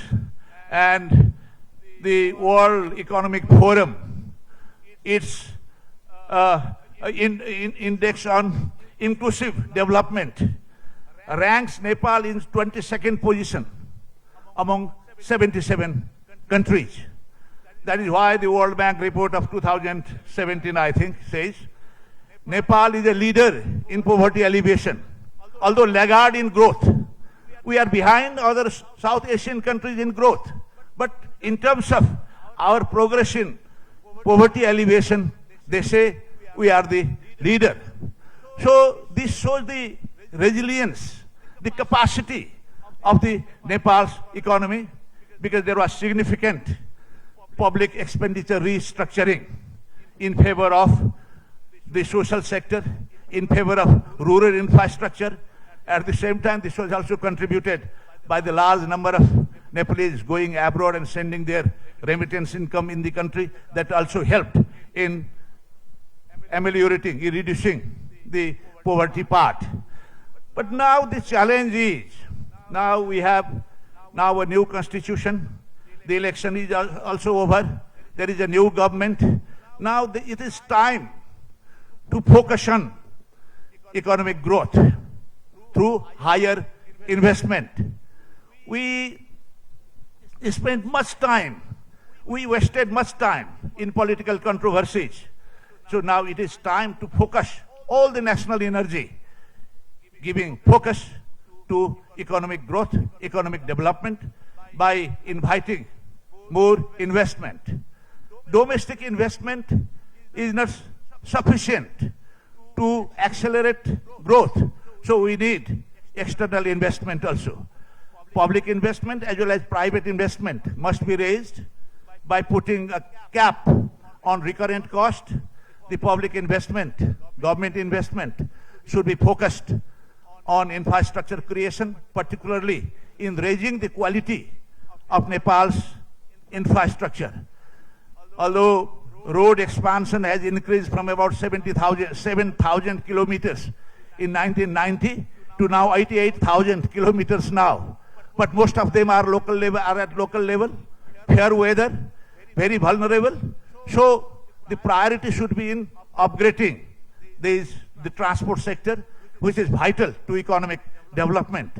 So the government focus should be going there, raising the quality of investment in the public sector, and at the same time, we must invite private sector in infrastructure creation. I am told that now in this forum, a number of infrastructure projects also have been proposed for possible investment, foreign investment. So we have to attract as much investment as possible in Nepal, in not just in public sector. There are several areas we have competitive advantages in several areas that must be pointed out. First, the quality of Nepalese people, their hard-working nature, adventurous people. They have high reputation throughout the world. They have performed very well throughout the country. throughout the world, in various parts of the world. So motivating them in hard work, raising their productivity is the priority, and make use of this national asset in new investment. The other natural resource endowment of Nepal is very important. That is our big comparative, that is our asset of big comparative advantage. I often say Nepal can be a green energy powerhouse of South Asia, because we have tremendous potential for hydropower development that everybody knows. I don't have to explain it.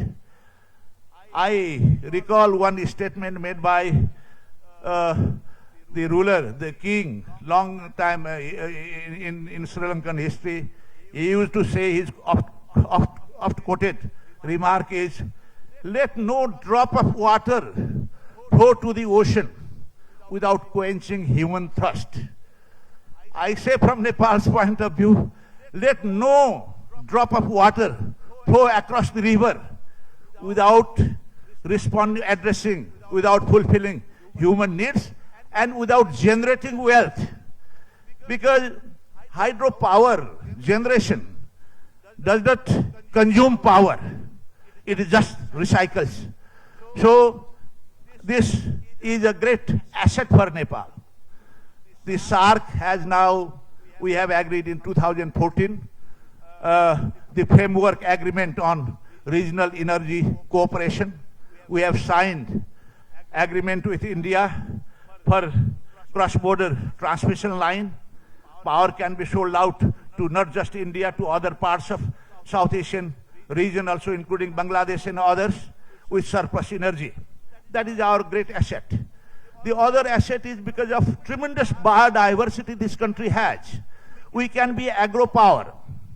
Ironically, more than 2 billion US dollar worth of goods, agricultural goods, are imported annually in Nepal. It is an ironical situation. So the challenge is to raise productivity, and the challenge is to raise, to kias on the advantages and the comparative strength that Nepal has and should be exploited, like the aromatic plants, herbal plants, the tremendous type of horticulture, fruits, high value crops. Nepal's this is a advantage for future in Nepal, with links in the international market, with links in international market, foreign market. We can be agro power. So this is one area which must be tapped and which must be exploited. That is another thing. The other thing, we may be a small country, although our purchasing power, as the Right Honorable Prime Minister mentioned, purchasing power of the Nepalese is increasing. Still, it may be a small market, comparatively speaking. But our two big neighbors, India and China, the fast-growing economic powers of the world, contributing significantly to global growth. It is a huge market for us. With both countries, we have preferential trade arrangement with India, also with China also. Nepal may be a small market, but our two big markets with nearly 3 billion population are on our doorsteps. So we want to attract investment with these huge markets in mind, taking advantage of Nepal's resources, taking advantage of our hard-working manpower with low wage. So that is one area where I think foreign investment can be attracted. I think we invite foreign investment. Not just that, we are now the member of SAFTA, South Asia Free Trade Agreement. South Asia has more than 1.5 billion population. So the whole South Asia is one market. We can take advantage of that. as an underdeveloped country, we have benefit of the GSP facilities from the advanced countries for exporting to USA of 77 products.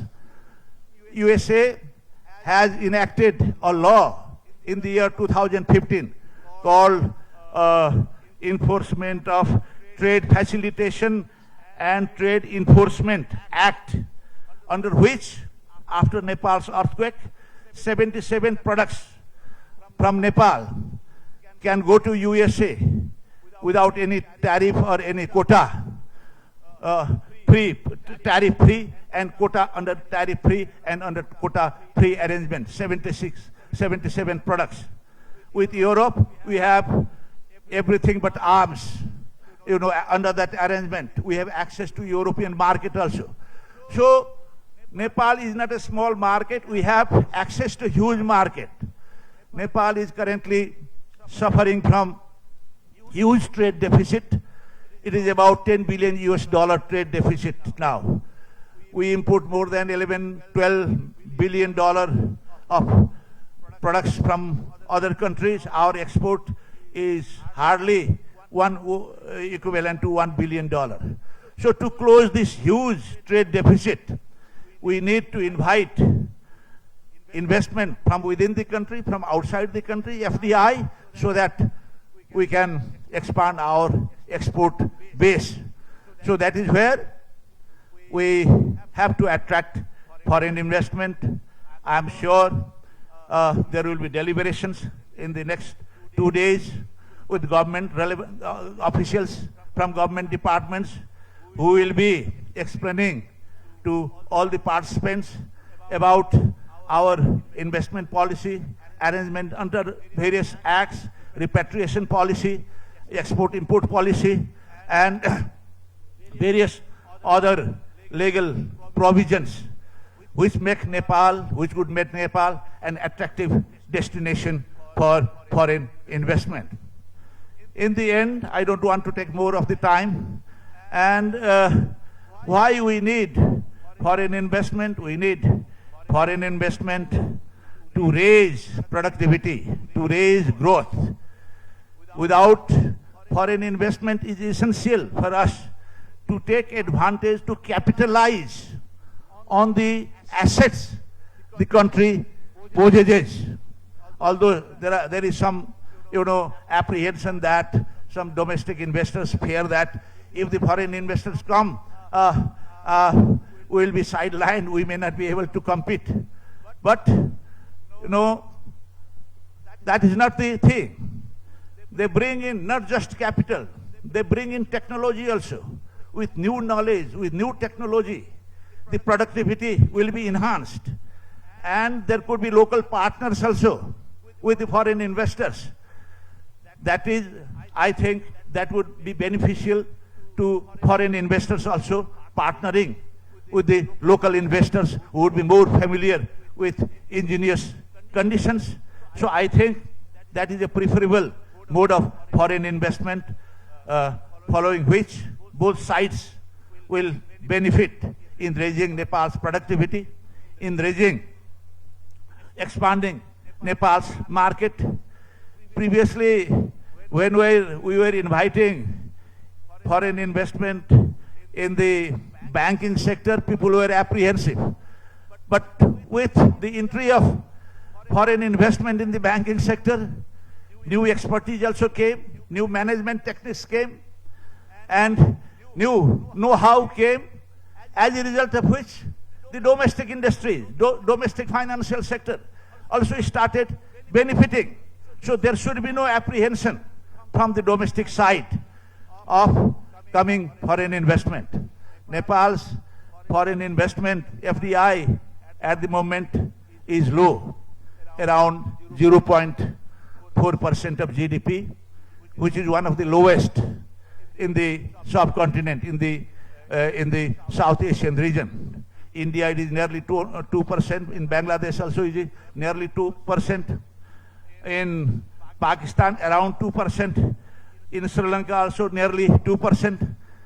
FDI investment in Nepal is only around 4% of GDP.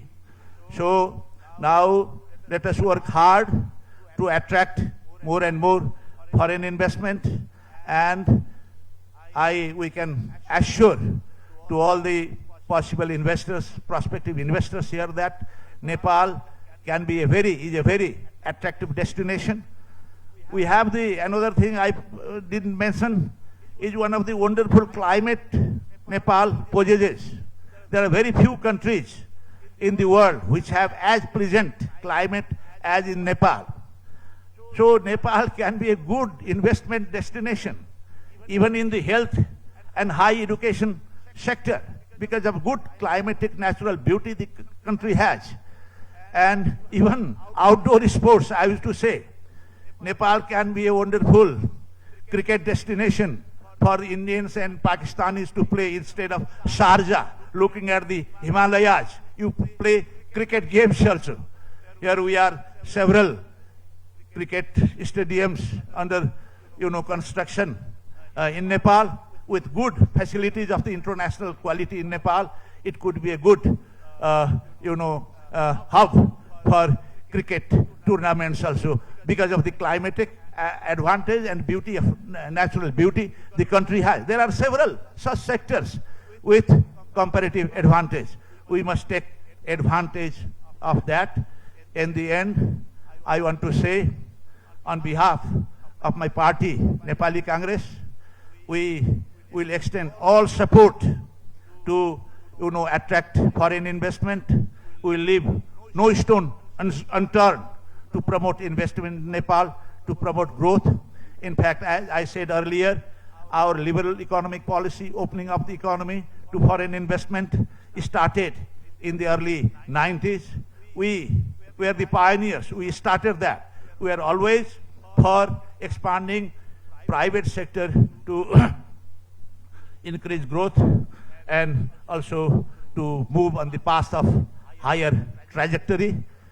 As mentioned earlier, we have a plan to reach the middle income accelerated. Let us devote all our energy to make economic prosperity, economic growth, prosperity, the central focus.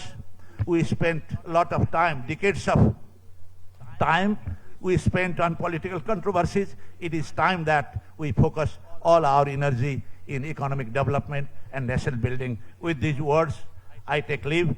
Thank you very much for inviting me on this occasion. Thank you very much.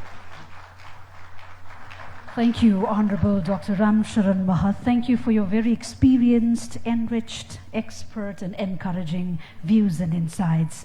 Ladies and gentlemen, with this we come towards the final moments of the inauguration ceremony of the Nepal Investment Summit 2019. And towards the end, I have the pleasure of requesting the CEO of the Investment Board of Nepal, also the Member Secretary of the Nepal Investment Summit Steering Committee, Mr. Mahaprasad Adhikari, for the vote of thanks.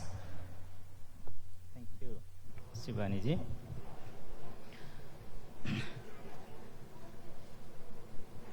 Right Honorable Prime Minister K.P. Sharma Oli ji, Honorable Finance Minister Dr. Yuvraj Khatiwada ji, His Excellency U Thun, Union Minister for Investment and Foreign Economic Relations, Myanmar, Honorable former Minister for Finance, Dr. Ram Sharan Mahat, Mr. Hart, Vice President, the World Bank, Mr. Chen, Vice President, Asian Development Bank, Dr. Shahzad Nasim, Group Executive Chairman, Manhart Group, International, Singapore, Mr. M.G. George Mathut, Chairman, the Mathut Group, India, Right Honorable former Prime Minister, Right Honorable Speaker, Honorable Ministers, Honorable Chief Ministers, former Honorable Ministers, respected Chief Secretaries, Governor, Member of the Investment Board, Excellencies, business leaders, President of the FNCCI, President of CNI, President of Nepal Chamber of Commerce, and other Nepalese business leaders, distinguished guests, friends from media, ladies and gentlemen. I stand before you with a deep sense of honor, privilege, and humbleness to express and extend a vote of thanks at the inaugural session of this Nepal Investment Summit 2019. I believe the synergy of ideas and keen interest of delegates present here in this summit in exploring business opportunity will shape the future of Nepal. The event is marked as an important platform for Nepal to create a shared future for economic prosperity and establish Nepal as a global business partner. Amongst us, we have delegates of around 735 people as a foreign delegates from 39 countries at this event, representing almost 300 companies from the globe, with an objective of joining hands with Nepal on its journey towards its development and economic growth. At this occasion, I'd like to express my gratitude to the Right Honorable Prime Minister K.P. Sharma Oliju, our distinguished chief guest for this morning, for delivering a truly inspiring and memorable special address. Your vision, your guidance, and leadership surely has inspired us to stride towards a positive and prosperous path. Your gracious presence at this event reaffirms your commitment towards welcoming global investment into the nation. I would also like to extend my humble gratitude towards the Honorable Finance Minister, Dr. Yuvraj Khatioda, for being the driving force behind organizing this event. Your commitment, your persistent effort, and determination have culminated this successfully organizing this incomparable investment platform for Nepal. On this occasion, on this momentous occasion, it is indeed our privilege to have the gracious presence of Honorable Minister, His Excellency Yu Tongton, Union Minister for Investment and Foreign Economic Relations, Myanmar. Your presence here is an important step and a testimony to your commitment to have partnership with Nepal for a shared economic prosperity and to propel Nepal's economic transformation. I'd also like to thank Dr. Ram Saran Mahat, former Finance Minister and member of Central Committee of Nepali Congress, Mr. Hard, Vice President of the World Bank Group, Mr. Chen, Vice President of Asian Development Bank, Mr. Sajad Nassim,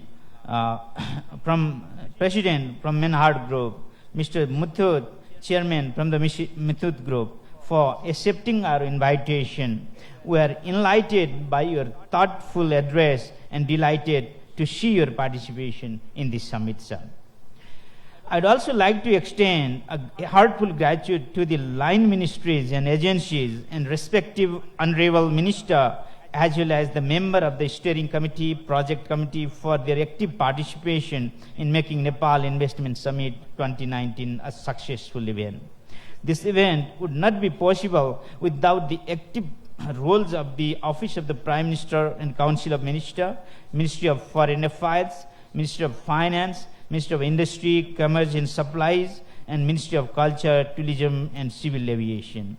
And I have been fortunate to work with a team of well-motivated and dedicated colleagues. I would like to thank all the members of the working committee and my staffs and colleagues at the Office of Investment Board Nepal for their tireless efforts. I would like to express my gratitude to all excellencies and representatives of diplomatic mission for their presence. Your continuous support and communication with the critical will be critical in advancing Nepal's status as a favorable investment destination in the coming years. I would like to acknowledge the roles of all session chair, moderators, and panelists. We would like to thank you for your valuable and resourceful contribution. The outcome of the session will surely support to accelerate various investment sector policy reforms as well as the required efforts to make Nepal an attractive investment destination. I am grateful for the support of FNCCI, CNI, and NCC in helping us put together this summit. I thank representatives from the media for their comprehensive coverage of the event, including media partner. Furthermore, I thank Hotel Solti for providing us with the splendid venue and our event management company, the Imagine. I would also like to thank security personnel and volunteers. I would like to express a deep gratitude to all international delegates, NRN delegates, business representatives, and domestic participants for participating in the event. All the inputs and deliberation aired and discussed in these 2 days will shape the future of Nepal. We hope this event provides you the platform to network, seek out new business partnership and opportunities, and share your comments and concerns. Your open and honest feedback is crucial to ensure the success of this summit and beyond. Finally, I am confident that this is an exciting time to turn Nepal's potential into real progress. Nepal reassures to provide you with the necessary measure to turn your investment into real returns. We welcome you to partner with Nepal for its prosperity and to sharing its prosperity. Thank you very much. Dhanyavad. Thank you, sir.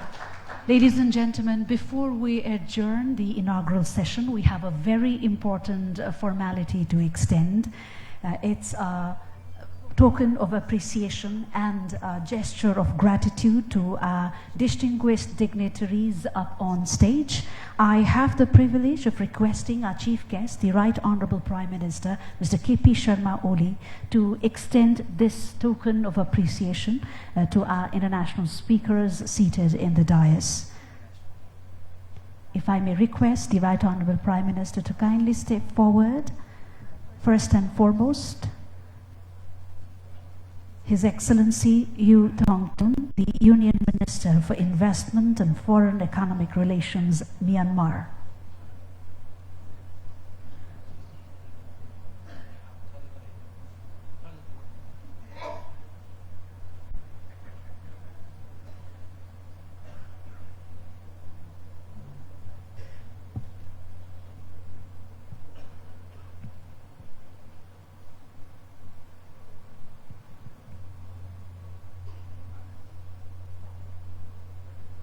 Ladies and gentlemen, this is a gesture from our side, a small craft from Nepal, a cultural artifact which we are presenting to our distinguished dignitaries for the very positive and encouraging gesture they have extended to Nepal and the Nepalese.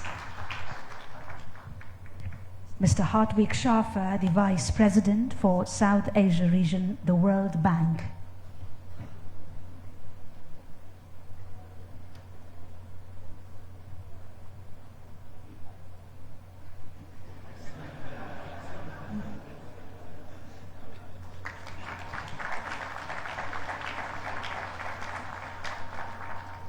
Now, extending our appreciation and gratitude to Mr. Si Jin Chen, the Vice President, South Asia, Central and West Asia, Asian Development Bank.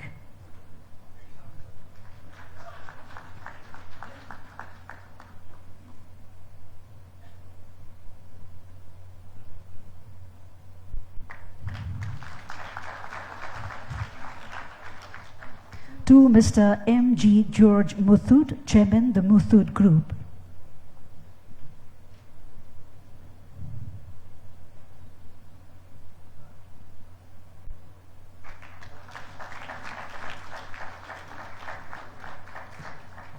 And last but not the least, to Dr. Shahzad Naseem, Group Executive Chairman, Meinhard Group International.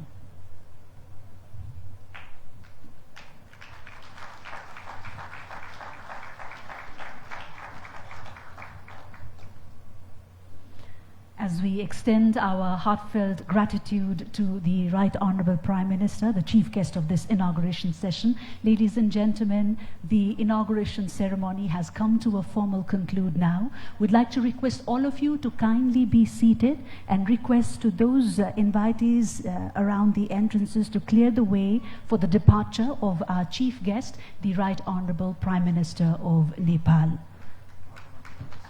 I request the Minister for Foreign Affairs, Honorable Mr. Pradeep Gewali, Honorable Minister for Finance, Dr. Yuvraj Khatiwada, accompanied by the CEO of Investment Board of Nepal, to accompany the Prime Minister.